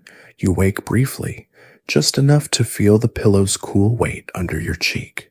And as your eyes flutter closed again, you imagine another bed, another century, another story stitched tightly into linen and lace. Well, this pillow doesn't belong to a monk, a merchant, or a goat-haired infidel. It belongs to a bride, because in medieval Spain, a pillow wasn't just something you laid your head on. It was sometimes something you offered in marriage, not metaphorically, literally, tied with ribbon, edged in lace, and carried in the dowry chest like a treasure. The pillowcase was often one of the most intimate and labor-intensive gifts a woman gave to her future home. And what a gift it was.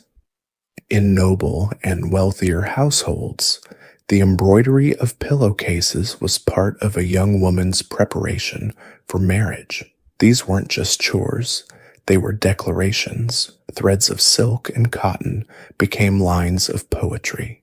Patterns of birds, trees, or interlocking shapes hinted at family identity, regional style, or quiet prayers for fertility and peace.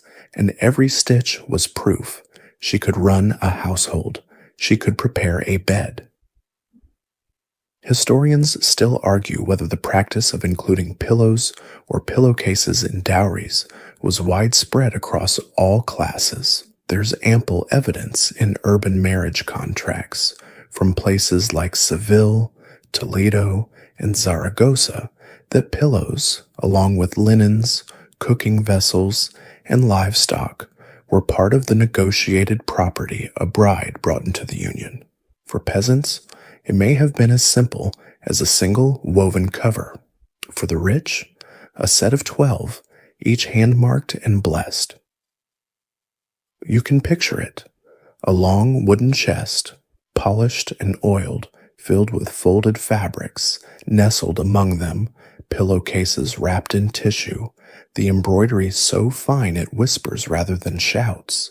Maybe the bride stitched her initials in the corner, or a tiny motif only her betrothed would recognize. A moon, a vine, a heart shaped like a fig leaf. In some parts of Christian Spain, especially Castile and Aragon, these pillowcases weren't just personal items. They were part of the public ceremony. They might be displayed during the wedding feast, laid across benches, or hung from bedposts in the bridal chamber as a sign of domestic readiness. And if that feels a little showy, well, it was. Marriage, after all, was equal parts union and performance. The pillowcase said, "Look what I made with my own hands. Look what I will bring to your sleep." But it wasn't just about aesthetics. These cases were designed to protect. The embroidery often framed the pillowcase like a border, not simply decorative, but symbolic. Some included crosses or fish-shaped sigils for protection. Others, geometric knotwork meant to trap evil spirits or wandering eyes. A few featured stylized birds, symbols of loyalty, nesting, and rest. You run your hand now along the imagined border of your own pillowcase. You can almost feel the raised threads beneath your fingers, each loop a story, a breath, a little proof that someone once sat with aching hands and full heart, working until dusk to make sleep beautiful. In Jewish communities of medieval Spain, pillowcases sometimes bore blessings in Hebrew, stitched or painted onto the cloth. One surviving fragment from Girona reads, "Lay your head in peace and wake in joy." This kind of detail wasn't common, but when it appeared, it spoke volumes. Sleep was sacred. So was the person it belonged to. There are records from 14th century Valencia where widows, when remarrying, were known to present newly embroidered pillowcases to their new husbands, not just as a gesture of cleanliness, but of sincerity. A way to say, this bed is new, this chapter is new, this rest is ours. And sometimes the cases weren't new at all. Passed down through generations, those coverings became heirlooms. A grandmother's stitching, faded but intact, a mother's design, now patched and reinforced. One thread in a pillowcase might cross through decades, maybe even centuries, of slumbering heads and whispered promises. Open scholarly debate surrounds the role of male involvement in these pillowcase traditions. Some historians claim men had no say at all. These were strictly female domains. Others point to rare examples of husbands contributing to the designs, especially among artisan or merchant families, where embroidery was both art and business. Perhaps a man might sketch the pattern, and his wife would bring it to life. Of course, not all cases were lovingly made. Some were rushed, some were bartered, and in darker stories, some were sold, stitched in haste by women whose marriages were arranged with more urgency than affection. Still, even in those pieces, the hand remained, the time, the labor. Tonight, your imagined pillowcase is simple, not ornate, just a neat border of blue thread, faded slightly from time, a small stitched leaf near the corner, the initials maybe of someone who loved, quietly, without flourish, with care. You pull the pillow closer now, and it smells like linen and dust and old hope. It's not just fabric. It's a promise, a gift carried across lifetimes, folded carefully into sleep. You stir and feel the fabric shift slightly under your cheek. This time, the pillow is firmer, not plush, not scented, but compact, rolled tight, and wrapped in something more weathered than ornate. Canvas, perhaps, or worn wool. And instead of lying beneath a carved canopy or beside a tiled hearth, you're somewhere else entirely. You're on the road, because not every head in medieval Spain rested in the same bed each night. Many walked, many traveled, many pilgrimaged, and yes, they brought pillows, sort of. They weren't the lofty, embroidered things tucked beneath noble chins. They were humbler, practical companions, small, often homemade, and as likely to be stuffed with old clothing as they were with anything designed for comfort. These were journey pillows, and their primary function wasn't fluff, it was survival. Imagine yourself now as one of these travelers, perhaps a wool merchant headed north from Almeria, or a devout pilgrim following the long and winding path to Santiago de Compostela. You walk all day, you eat what you carry, and when dusk falls and you find shelter in a barn, a monastery guest house, or a patch of cleared earth beside a stone wall, you unroll your bundle. Inside is a roll of cloth, your pillow. Maybe it's filled with sheep's fleece, maybe rags, maybe moss gathered days earlier in the foothills. It's wrapped tightly, stitched to keep the stuffing in place, and lashed to your satchel with twine so it doubles as a cushion during the day. You don't expect softness, you expect enough. Historians still argue whether these travel pillows were common among the average pilgrim. Some say yes, pointing to scattered mentions in pilgrimage logs, letters, and inventories of gear.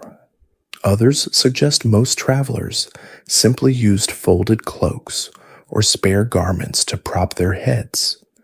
But surviving depictions, particularly in illuminated manuscripts, often show pilgrims with cylindrical bundles tied near the base of their packs.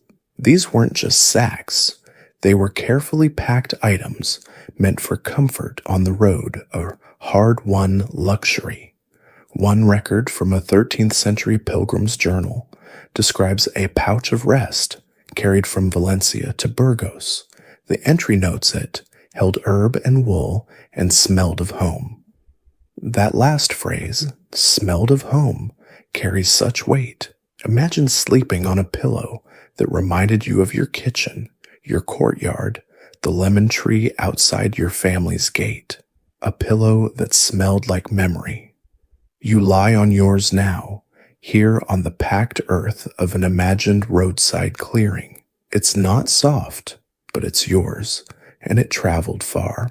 Maybe your mother stitched it, maybe your spouse tucked a sprig of rosemary inside before you left. Maybe, beneath the canvas, there's a pressed flower, a token, a prayer, and make no mistake, prayers traveled in pillows. Pilgrims often stitched tiny blessings into their gear. A short verse sewn into the seam, a cross-shaped thread pattern hidden beneath the fold. Some wrapped tiny relics in cloth and stitched them directly into the pillow's stuffing, believing it would protect their sleep on foreign roads. A finger bone of a saint? A splinter from a sacred tree? It wouldn't be unheard of. There's even a curious tale from a traveler to Santiago who claimed his pillow spoke to him in dreams, guiding him toward safer paths. Whether this was divine inspiration or just a side effect of moldy stuffing is unclear. Still, the tradition of sacred sleep stuck. Practical concerns abounded too. A travel pillow couldn't be too big. It had to dry quickly if it got wet. It had to double as a seat during rest stops. Some were stitched with straps so they could be carried like a bundle or tucked under the arm. Others were made to roll tightly and fit into satchels beside bread, cheese, and, inevitably, garlic. Open scholarly debate exists about what filled these pillows. Some say moss and grass were the most common, gathered fresh when needed, and replaced when they started to smell. Others insist that pilgrims often reused stuffing, fleece, scraps, even the remnants of older bedding taken from home. In a few rare cases, travelers carried pillows that were actually just empty sacks to be filled with straw at inns or churches along the way. Tonight, yours is filled with old fleece and thyme. It smells faintly herbal and a little damp, as if it's seen one too many rainstorms. You pull it close, resting your head on the path worn smooth by countless feet. The stars overhead spin slowly. Somewhere in the darkness, a donkey shifts and sighs. There's peace in the pause, in the moment of stillness between steps. A pilgrim's pillow was never about luxury. It was about remembering softness, even when the road was hard, about preserving a piece of rest in a life filled with movement, about whispering to yourself, beneath the stars, "This is enough. I can sleep here." You close your eyes, and for a moment, the weight of the journey lifts. The pillow holds what little it can, and tonight that's more than enough. Your breath deepens, the stars blur, but the pillow beneath your cheek, it shifts again, firmer now, almost crackling. Not from straw or wool this time, but something else, something dry and wiry and strangely charged. You're not on a pilgrimage trail anymore. You're back indoors, in a small room lit by the flickering flame of a tallow lamp. The walls are thick with smoke stains, an old woman hums in the next room, tuneless, low, hypnotic. And your pillow? It's packed with wool, yes, but also something more unsettling. You're in a household where soft bundles are blamed for strange happenings. Welcome to the witchcraft years. In late medieval Spain, sleep wasn't always a neutral experience. When dreams turned odd, when a person spoke in tongues while they slept, or when night terrors came too often, suspicion stirred. And the pillow was one of the first things examined, because what if it wasn't the sleeper who brought the trouble? What if it was the stuffing? There are stories, of course, whispers preserved in trial documents, folk records, and the kind of oral traditions that make your skin crawl just a little. Stories about pillows filled not just with wool or herbs, but with spells, with intentions, with things meant to harm or heal, depending on who laid the charm. Historians still argue how common these beliefs really were, especially in more urban areas. But in rural pockets of Castile and Galicia, especially those with strong folk traditions and syncretic beliefs, people thought carefully about what went into a pillow, because once your head touched it, you were vulnerable. Let's begin with the wool. It was the most common stuffing, yes, but not all wool was trusted equally. Fleece from black sheep, for instance, was sometimes avoided, not out of superstition alone, but because it was harder to clean and more prone to retaining moisture and scent.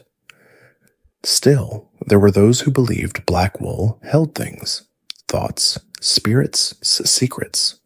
To sleep on it was to risk inviting something in, so you'd find wool blended with herbs meant to cleanse, mugwort, rue, angelica, sometimes even salt, sewn into little waxed packets and buried in the corners of the case, protection tucked beneath your ear. And then there were the stories of whispering pillows. No, not literally, but those filled with certain herbs, like datura, henbane, or wild nightshade, were believed to induce visions or sleepwalking. One account from 15th century Salamanca describes a girl who repeatedly woke in the garden, covered in dew and murmuring about visits from air. Her pillow, when opened, was found to contain bitter green matter and bits of dried red flower. Whether this was just poor herb storage or something intentional is unknown. But she was taken to a local curandera, a folk healer, who promptly burned the pillow, swept her bed with a broom dipped in holy water, and sewed a tiny silver button into the new one. Problem solved? Maybe. It wasn't only what was inside the pillow, but who gave it to you. If you married into a new household, and the pillow you were offered had a smell you couldn't place, you might quietly replace it, or at least open it and take a peek. Some women would restuff their own wedding pillows as soon as the door closed behind the last guest. Trust, after all, begins at bedtime. Open scholarly debate persists around the recorded practices of using wool pillows to trap dreams. Some say that by sleeping on certain materials, you could absorb the intentions of others, a kind of emotional osmosis. Others believed that stuffing from a pillow used during a prophetic dream could be kept in a charm pouch for good luck, or hidden from enemies to prevent your insight from being stolen. And then we arrive at the fringe. There's a particularly bizarre record, preserved in an Inquisition transcript, from a remote Andalusian village in which a woman was accused of placing hair and fingernail clippings into her husband's pillow to bind his affection and still his temper. She denied it, of course, but the details are vivid. A knotted sachet, sewn shut with red thread, buried deep in the center of the cushion. Whether it was real or fabricated, one thing is clear. The pillow was never just a pillow. Tonight, yours is simple again. No sachets, no strange roots. Just wool, a little rosemary, and a hint of something resinous that might be pine. But you remember now that long ago, people worried about their sleep, about what crept in with the dreams, about what could be placed beneath your head and change your life without a word. In some homes, they'd place a small mirror beneath the mattress to reflect back bad energy. In others, a braid of garlic was hung above the bed. If someone slept poorly too many nights in a row, the pillow was burned and a new one sewn by hand. Not because they believed in magic, they would say, but just in case, because why risk it? You curl tighter now. The air is cooler. The flame in the lamp is lower. Your pillow feels sturdy, unchanged, exactly what it should be. And still, before you sleep, you turn it once, just in case the old women were right, just in case the dreams are listening. The pillow beneath you is warm again now, not just from your breath, but from sunlight slipping through shutters. You can feel it on your neck, that soft golden weight of mid-morning warmth, but no, not morning exactly. Midday, siesta time, because now you're in a different part of Spain's sleeping tradition, one not ruled by superstition or pilgrim practicality, but by rhythm, ritual, and maybe just a touch of aristocratic indulgence. This is the era and the culture of the afternoon nap, of rest as routine, of siesta, sacred and scheduled, with a pillow set aside just for midday dreams. You're in an Andalusian courtyard. Fountains murmur softly, spilling over stone bowls into sunlit pools. A breeze lifts the orange blossoms and carries their scent into the shaded inner rooms, where everything is quiet, except for the occasional hum of flies and the soft thunk of a sandal being kicked off beside the bed.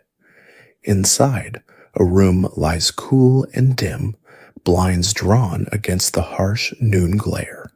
A bed, not quite like the nighttime one, is neatly made, topped with a single pillow, modest in size but remarkably fresh. It's the siesta pillow, meant not for long sleep, but for those precious 20 or 30 minutes when even the sun agrees it's time to rest. Historians still argue whether the concept of the siesta, as we understand it today, originated in Islamic or Roman customs. Certainly both cultures valued midday repose. Under the Moorish influence in southern Spain, it became more formalized, linked to health, so digestion, and the practical truth that working in a wool tunic under the blazing sun is a terrible idea. But regardless of origin, by the late medieval period, the siesta was embedded in Spanish life, especially among the upper and merchant classes, and pillows were part of that ritual. Unlike the large, shared nighttime bolsters, the siesta pillow was usually smaller, often cylindrical, and meant to support just the neck or upper shoulders while the sleeper reclined in partial rest. It wasn't about deep dreaming, it was about resetting, and doing so in style. You press your cheek into one now, this imagined siesta cushion, wrapped in cool cotton, stuffed with flax fibers or fine carded wool. It's lighter than the pillows you've known so far, not weighed down with herbs or heavy padding, just enough lift to cradle your thoughts without pulling you into the depths. There's a faint scent, lemon perhaps, Or maybe it's just the memory of linen washed in citrus water and dried in the shade. Some aristocratic homes had separate pillows for siesta and night.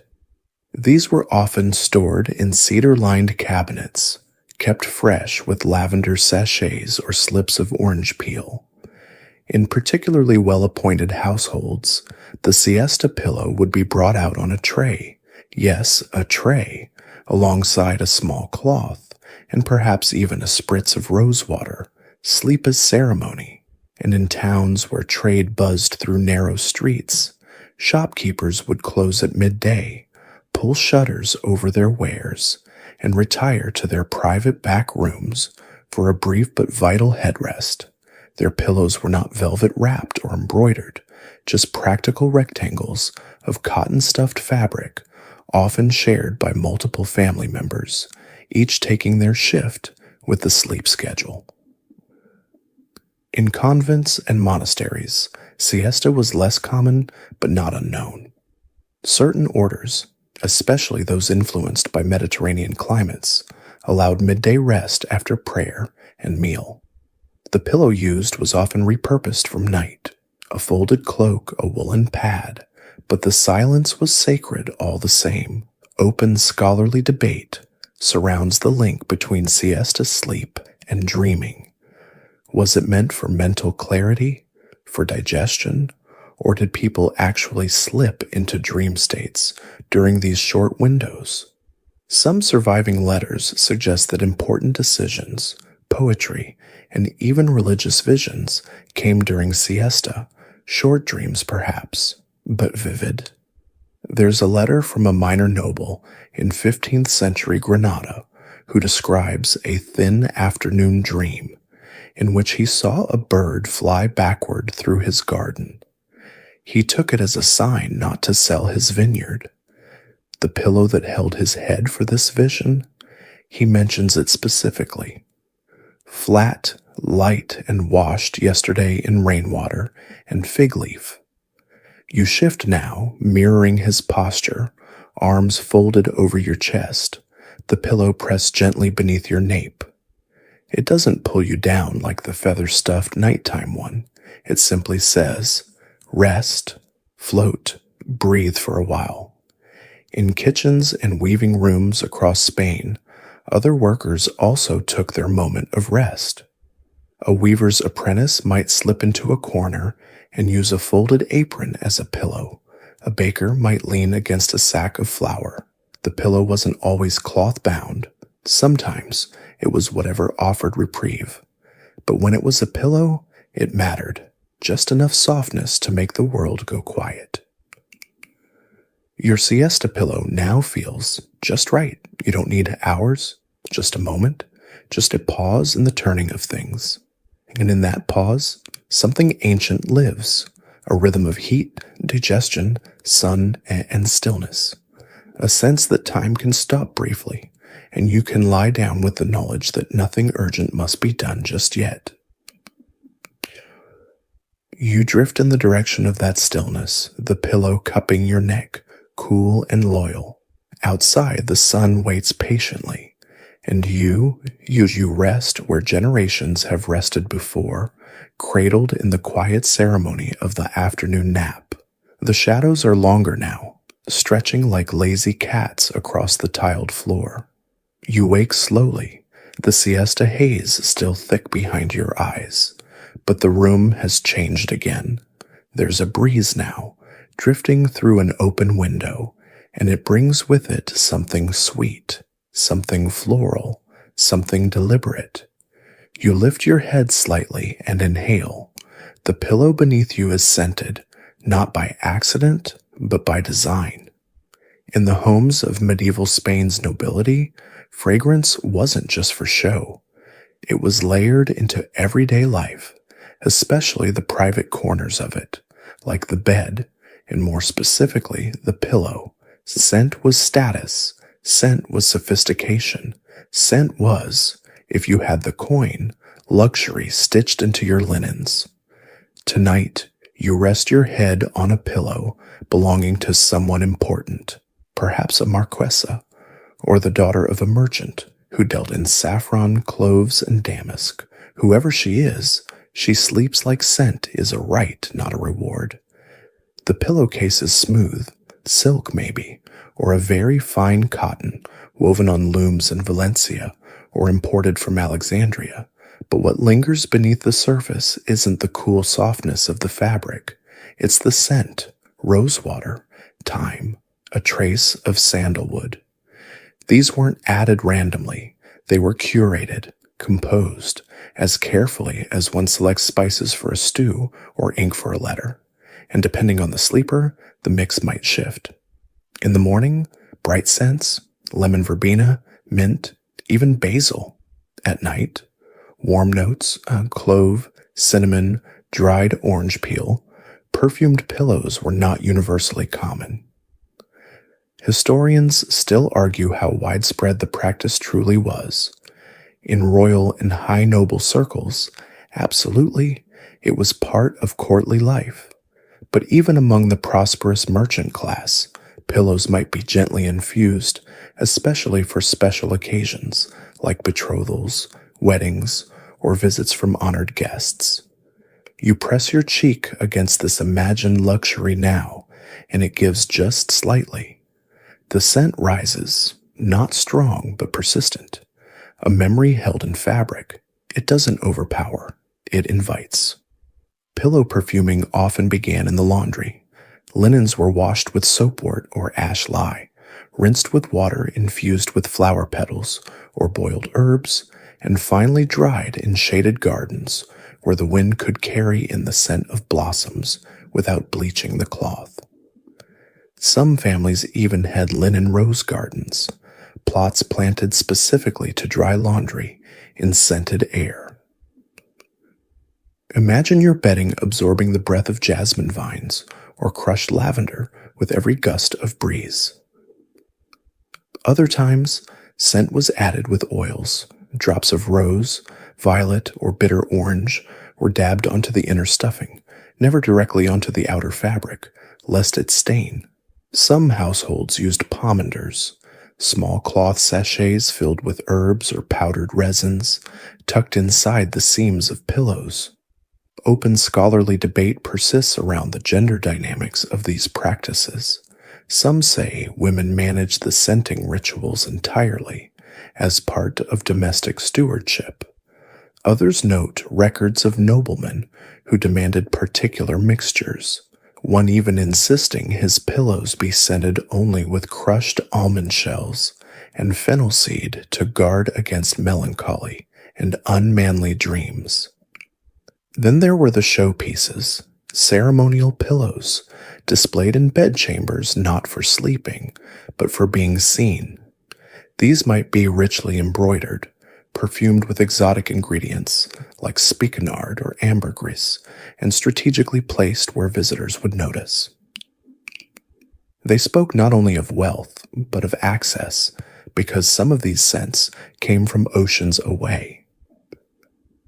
Imagine showing off your new clove-scented cushion to a neighbor who's only ever known straw and vinegar. It would be like displaying a gold coin carved from air. There's a delightful diary fragment from a 15th century woman in Cordoba who writes about preparing her bed for her wedding night. She lists everything in order: new sheets, embroidered pillowcases, and the scent of sweet bay and thyme placed beneath my cheek, that he may know I am blessed and fragrant. You smile at that line, blessed and fragrant. Not a bad aspiration. Tonight, your imagined pillow has taken on that air, not just comfort, but atmosphere. You turn your face and catch another layer, perhaps marjoram this time, or something deeper, more resinous, a scent that says, you're safe here, you're wrapped in grace. And beneath that is something subtler still, the scent of time, because these linens have been cared for, washed, dried, stored in cedar-lined chests with sachets of lavender tucked between waxed papers, refolded at each season's change. Someone didn't just sleep here, someone preserved the space where dreams were meant to bloom. You imagine the hands that prepared it, the servants, the stewards, the old women who knew how to blend rose and clove in just the right measure. You wonder how many dreams they prepared without ever having one of their own. The breeze picks up again. The pillow breathes. The scent lingers. And you sleep like royalty. The air shifts again. Not sweet this time, but cooler, crisper, as if something is changing. A transition. And it is. Your pillow tells you so. It doesn't smell like cloves anymore, or rosewater, or crushed lemon balm. It smells newer, or perhaps more accurately, it smells like change. You're no longer nestled in the heavy silks of an Andalusian noble house or curled against a pilgrim's canvas roll. This pillow, firmer and better shaped, sits on a bed that's a little wider, a little lower, and, dare you say it, just a touch more modern. It's the Renaissance now, and even pillows, the most humble of sleep companions, are evolving. By the 15th and 16th centuries, sleep culture in Spain was shifting. Trade routes were expanding, tastes were broadening, and pillows, those quiet little bundles, began to change, not just in content, but in character. You settle your head again, this time on a cushion that is suspiciously uniform, flatter, more evenly filled, less like something sewn on a hearthside, and more like something ordered, constructed almost, dare we say, manufactured. Historians still argue when the pillow truly made its leap from artisanal object to standardized bedding. Some suggest it happened slowly, through the spread of textile guilds and merchant trade. Others claim it was driven by the upper classes, who sought not just soft sleep, but consistency and comfort. Either way, by the Renaissance, the pillow was no longer just an extension of local tradition. It was becoming a product. You're in a merchant's home now. The walls are whitewashed, the furniture carved but clean, and the bed is wide enough for two. On it, pillows, matching, not fancy, but neat, identical in size, wrapped in linen cases, embroidered only at the corners, stuffed most likely with new blends of wool and down. This, dear listener, is the birth of the standard pillow. Not that they used that word, but in cities like Seville, Burgos, and Madrid, records begin to show beds described in terms of quantity, not just quality. 2 pillows for the head, says one inventory, 3 for the sides. A large bolster, 4 feet wide. Comfort was no longer improvised. It was itemized. Pillow making became a more professional trade. Stuffers, sewers, and merchants began to create pillows, not just by request, but for sale. In towns with active marketplaces, one could browse pillows the way we browse candles or soaps, filled with wool from the spring shear, down gathered from early molt, scented with lavender, not rose. And yes, competition emerged. One delightful account from a 16th century fabric seller in Toledo mentions a feud between 2 pillow makers. One claimed his were light as air, soft as pastry. The other boasted that his resisted time and flattened not. Both attended the same fair. One ended up married to the other's sister. It was a different time. Pillow politics aside, the real revolution was shape. Before this era, pillows came in all forms: rolls, squares, sacks. But by the Renaissance, the rectangular head pillow began to dominate. Why? No one knows for sure. Some say it was easier to sew. Others argue it mirrored new ideas of symmetry and order that characterized Renaissance design. Either way, it stuck. You press your head into one now. It doesn't crackle. It doesn't shift too much. The stuffing stays put, a balanced blend that was likely combed and sorted before sewing. No clumps, no lurking twigs, just consistent support, perhaps even with a tiny bit of loft. Open scholarly debate continues about whether these changes were driven more by comfort or by fashion. After all, Renaissance Spain was a place of contrast: gold-stitched court garments and barefoot monks, palace feasts and peasant fasts. Did people really sleep better or just differently? One thing is certain: the pillow was no longer a local curiosity. It was part of the home, the marriage, the merchant ledger. It featured in dowries, wills, and inventories. It showed up in portraits, peeking beneath heads like silent status symbols. If your pillow looked nice, you probably smelled nice. You probably lived nice. In wealthier homes, multiple pillows began to appear: one for sleep, one for reclining, one for resting the elbow during long afternoons of reading letters or contemplating mortality. The elbow pillow deserves its own episode, but for now, just imagine a small velvet cube filled with soft wool placed delicately on a carved armrest. Its only job: elbow support.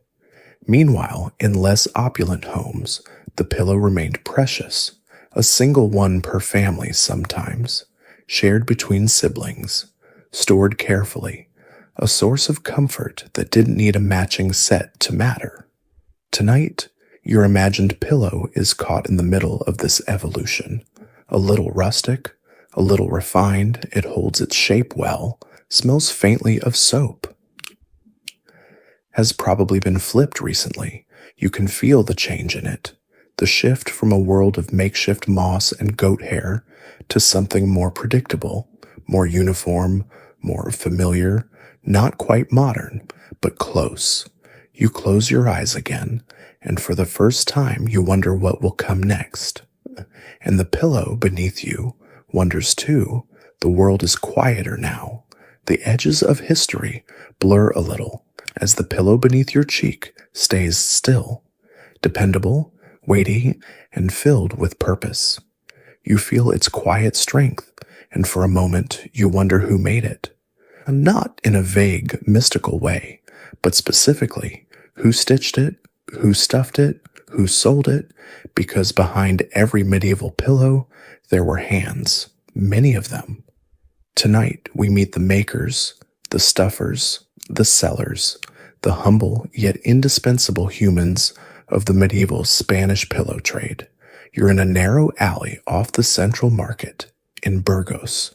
It's loud, lively, and just a little chaotic. But step into the right shaded stall and you'll find something surprisingly soothing. A small shop lined with stacks of folded linen, rolls of uncut wool, and in the center, a woman brushing goat hair with rhythmic intensity. Welcome to the pillow trade. Unlike noble households, where pillows were made internally by skilled servants or imported from afar, the growing urban centers of late medieval Spain saw the rise of cottage industries focused on domestic goods, pillows included. These weren't luxury artisans selling golden tassels. These were working-class tradespeople creating functional items that could be sold, bartered, or commissioned. One person raised the sheep, another sheared them, a third washed the wool, and still another, often a woman working from home or a small rented room, stuffed and stitched the final product. Historians still argue how organized this trade actually was. Some guild records from Barcelona and Seville list textile workers whose jobs included soft furnishing manufacture. Others mention camarelena, bed stuffing, as part of dowry preparation workshops.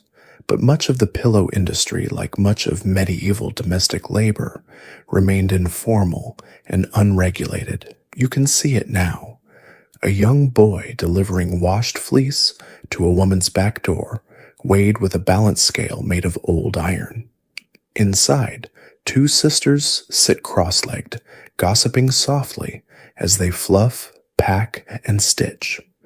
Their dog chews on a stray ball of stuffing in the corner. Their mother dips her fingers into oil before smoothing out a wrinkle in the fabric. These were the invisible workers who made softness happen. Not every pillow was stitched in a shop. Traveling pillow makers, remember them? Also trained apprentices or subcontracted to local women. They'd leave behind bundles of wool and cases to be filled while they moved to the next town. Payment, maybe in coin, maybe in flour, maybe in a chicken.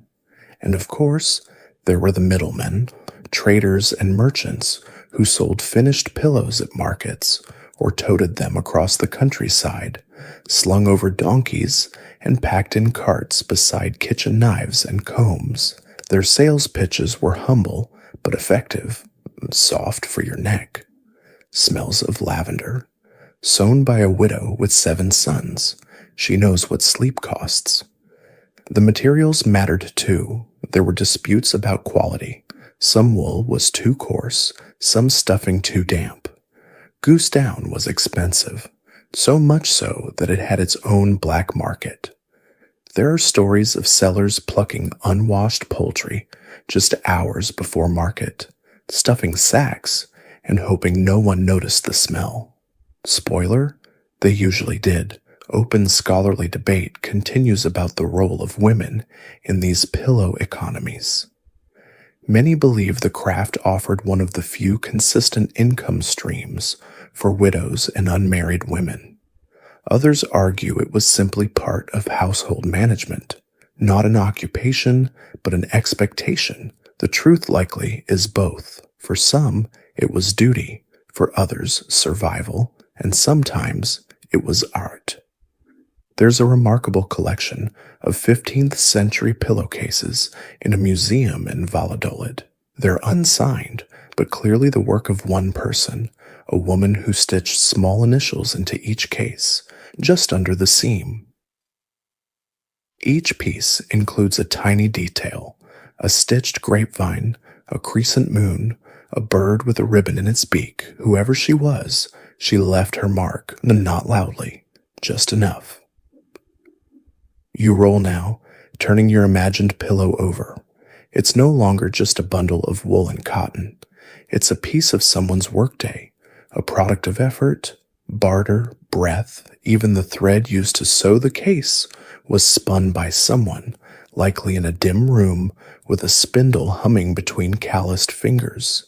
The seams folded twice, stitched neatly, maybe even reinforced with a hidden knot, all so that the pillow wouldn't burst open during sleep, because nothing ruins a nap quite like exploding stuffing.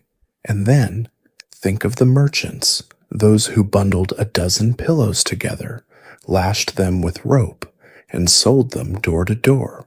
Maybe one of them came to your house.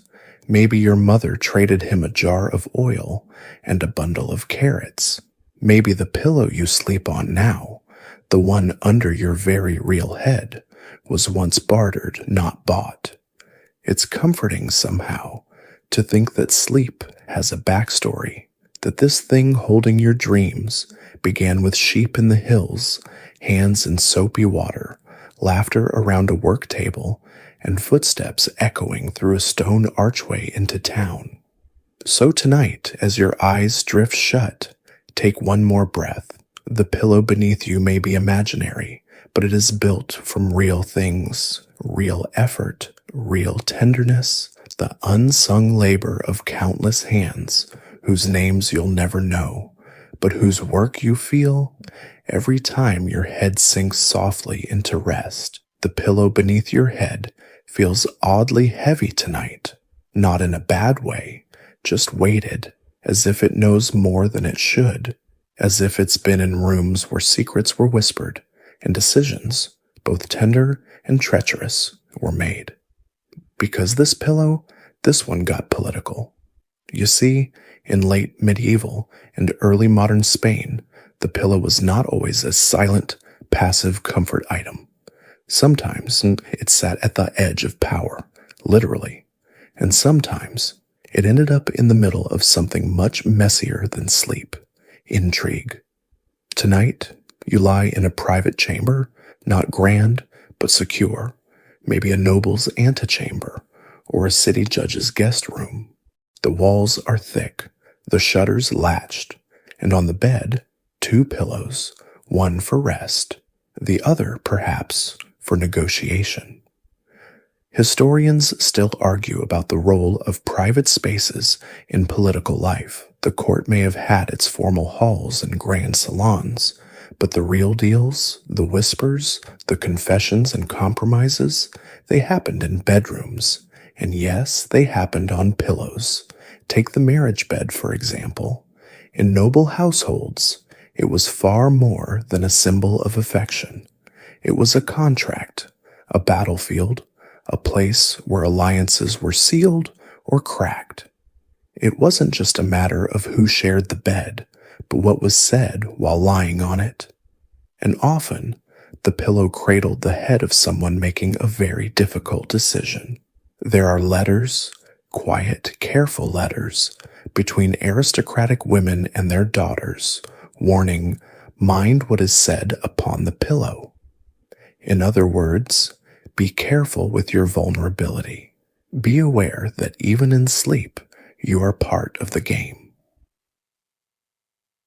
In at least one infamous case, a noblewoman from Zaragoza was accused of hiding correspondence in her pillowcase, tucking sealed notes between embroidered seams, passing them to servants who would collect the linens for laundering. The pillow was intercepted, the marriage unraveled. She was sent to a convent. The pillow, tragically, was never seen again. And then there were the tokens, not love notes exactly, but objects of negotiation, rings, coins, even signed slips tucked under pillows as part of bedroom diplomacy. One anecdote from a courtier in Seville describes a duke who left a jeweled brooch on his wife's pillow each time she interceded successfully on his behalf at court. A reward system, if you will. Feathers and favors, he reportedly joked. Open scholarly debate continues about whether pillows were used as literal tools in marital or legal agreements, or simply became informal channels of communication within households.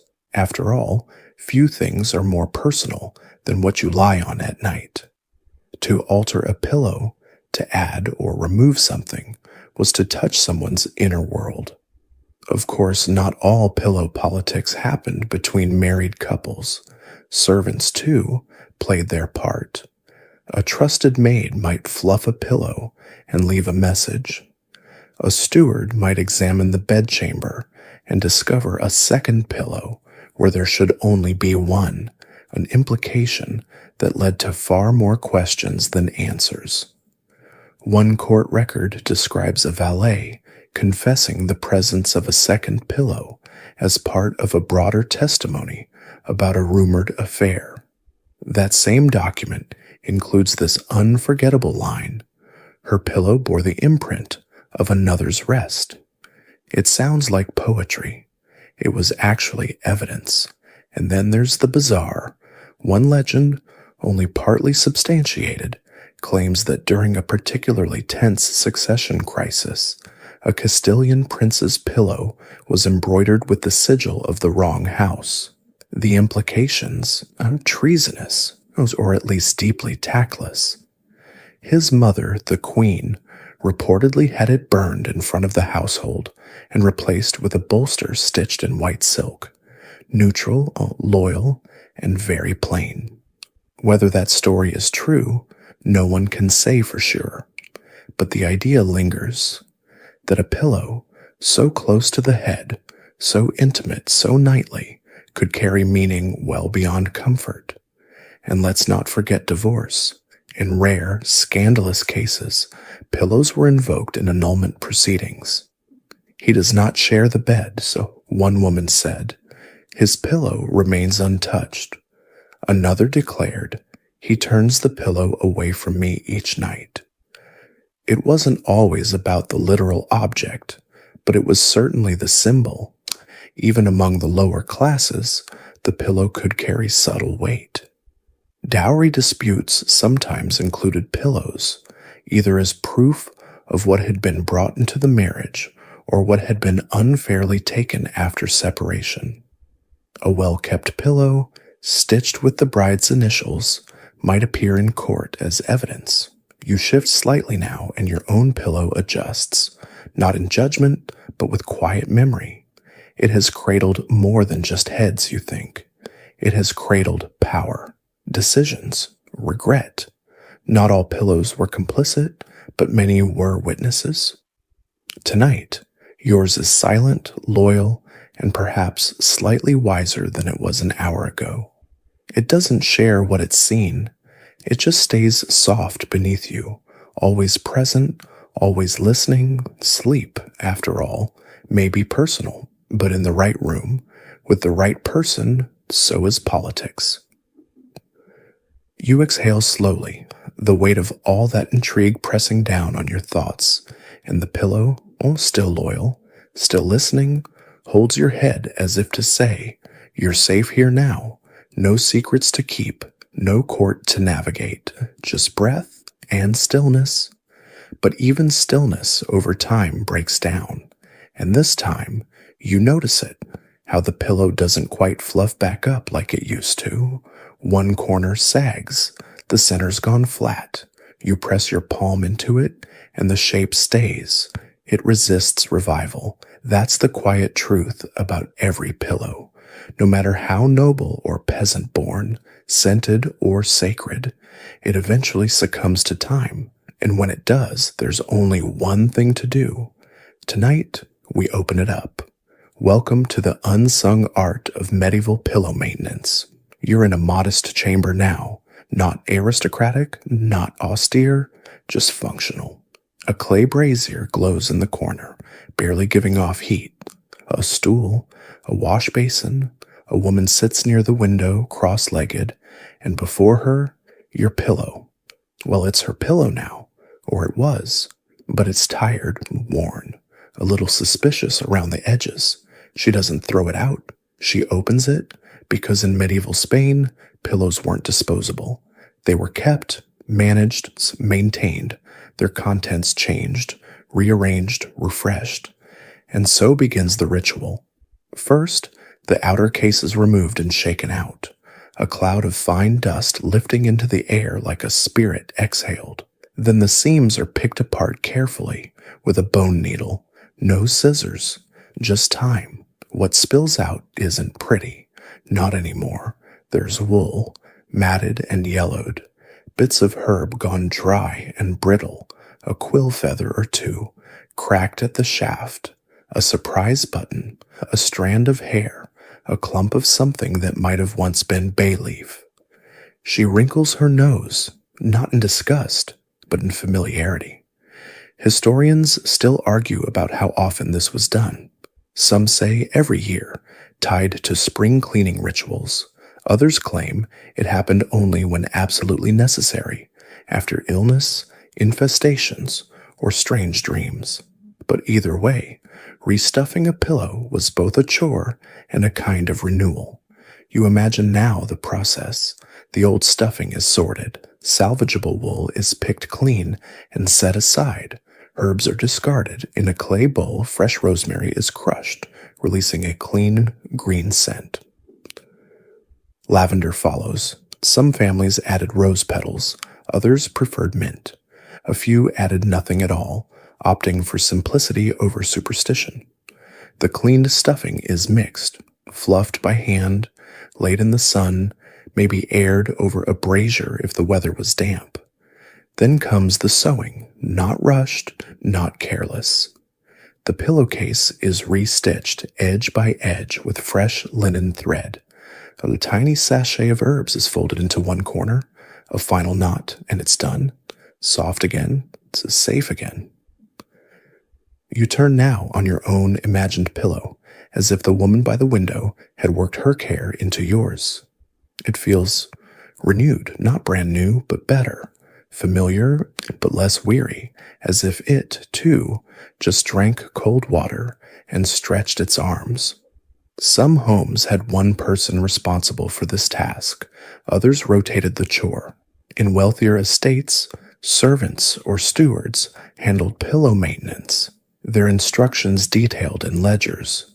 Open and air all bolsters before midsummer, or check feather clumping after winter damp. Open scholarly debate continues around the reuse of pillow stuffing. Was it common to combine old materials with new, or was it considered unclean, even unlucky? Most agree it was a mix of both.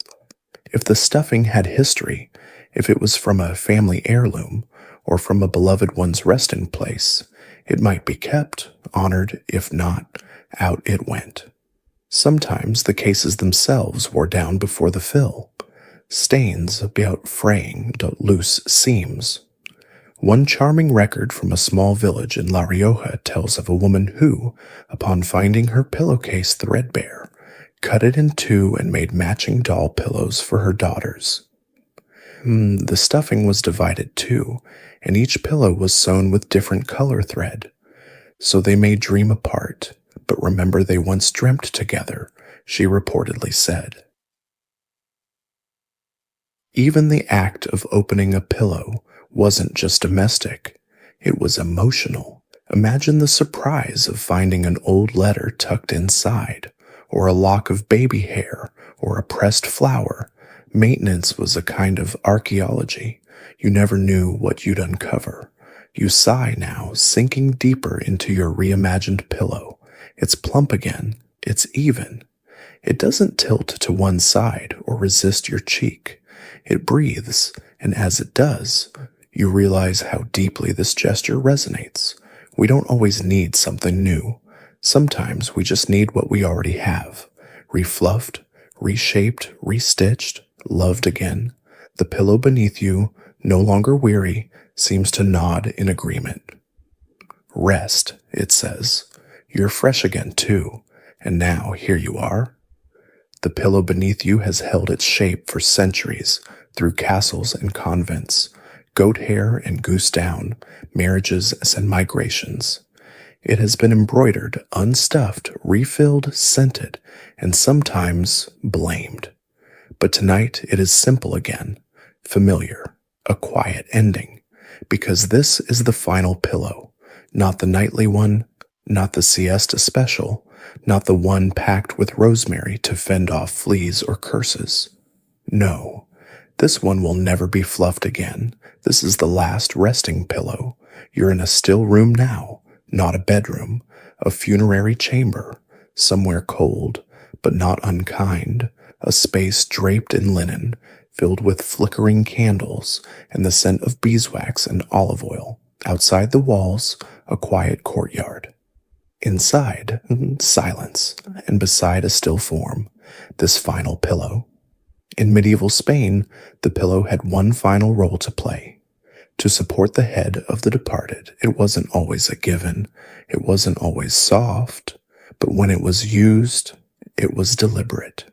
A gesture of peace. Historians still debate how widespread the use of funerary pillows really was. In noble burials, it was common. The head of the deceased laid on a cushion, sometimes ornate, sometimes plain, depending on the family's wealth and the deceased's wishes. Embroidered linen, velvet, or even plain flax-wrapped bundles of soft wool, sewn with finality. But among peasants, it varied. Some communities placed a folded cloth beneath the head. Others offered a small bundle of straw, wrapped tight with twine, as a final offering, not for display, not for ceremony, just so the body didn't rest on bare earth or wood. It was about dignity, nothing more, nothing less.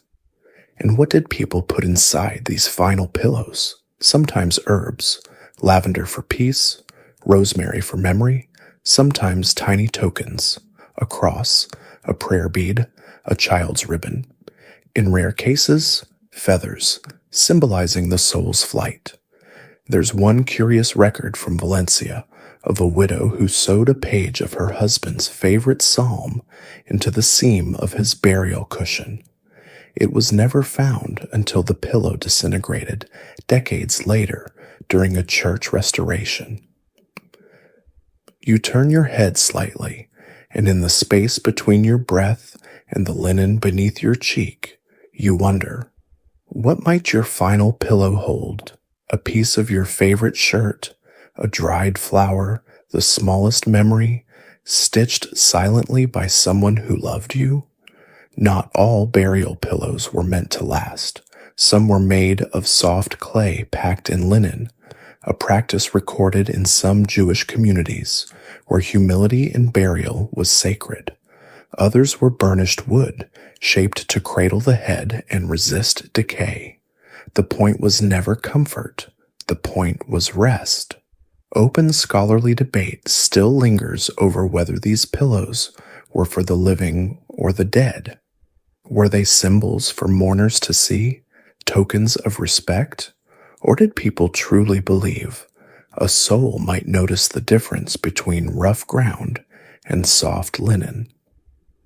Maybe all of the above. The church sometimes had opinions. In more austere orders, burial without a pillow was preferred, returning to the earth with nothing but a shroud. In others, especially among the wealthy, the pillow became part of a larger tapestry of honor, a final symbol of rest, earned sleep, uninterrupted. Tonight, the one beneath your head is both a symbol and a gift. It doesn't smell like herbs. It doesn't shift. It just is, full, bottom, final, still. You feel its support, not just under your neck, but beneath every layer of the evening.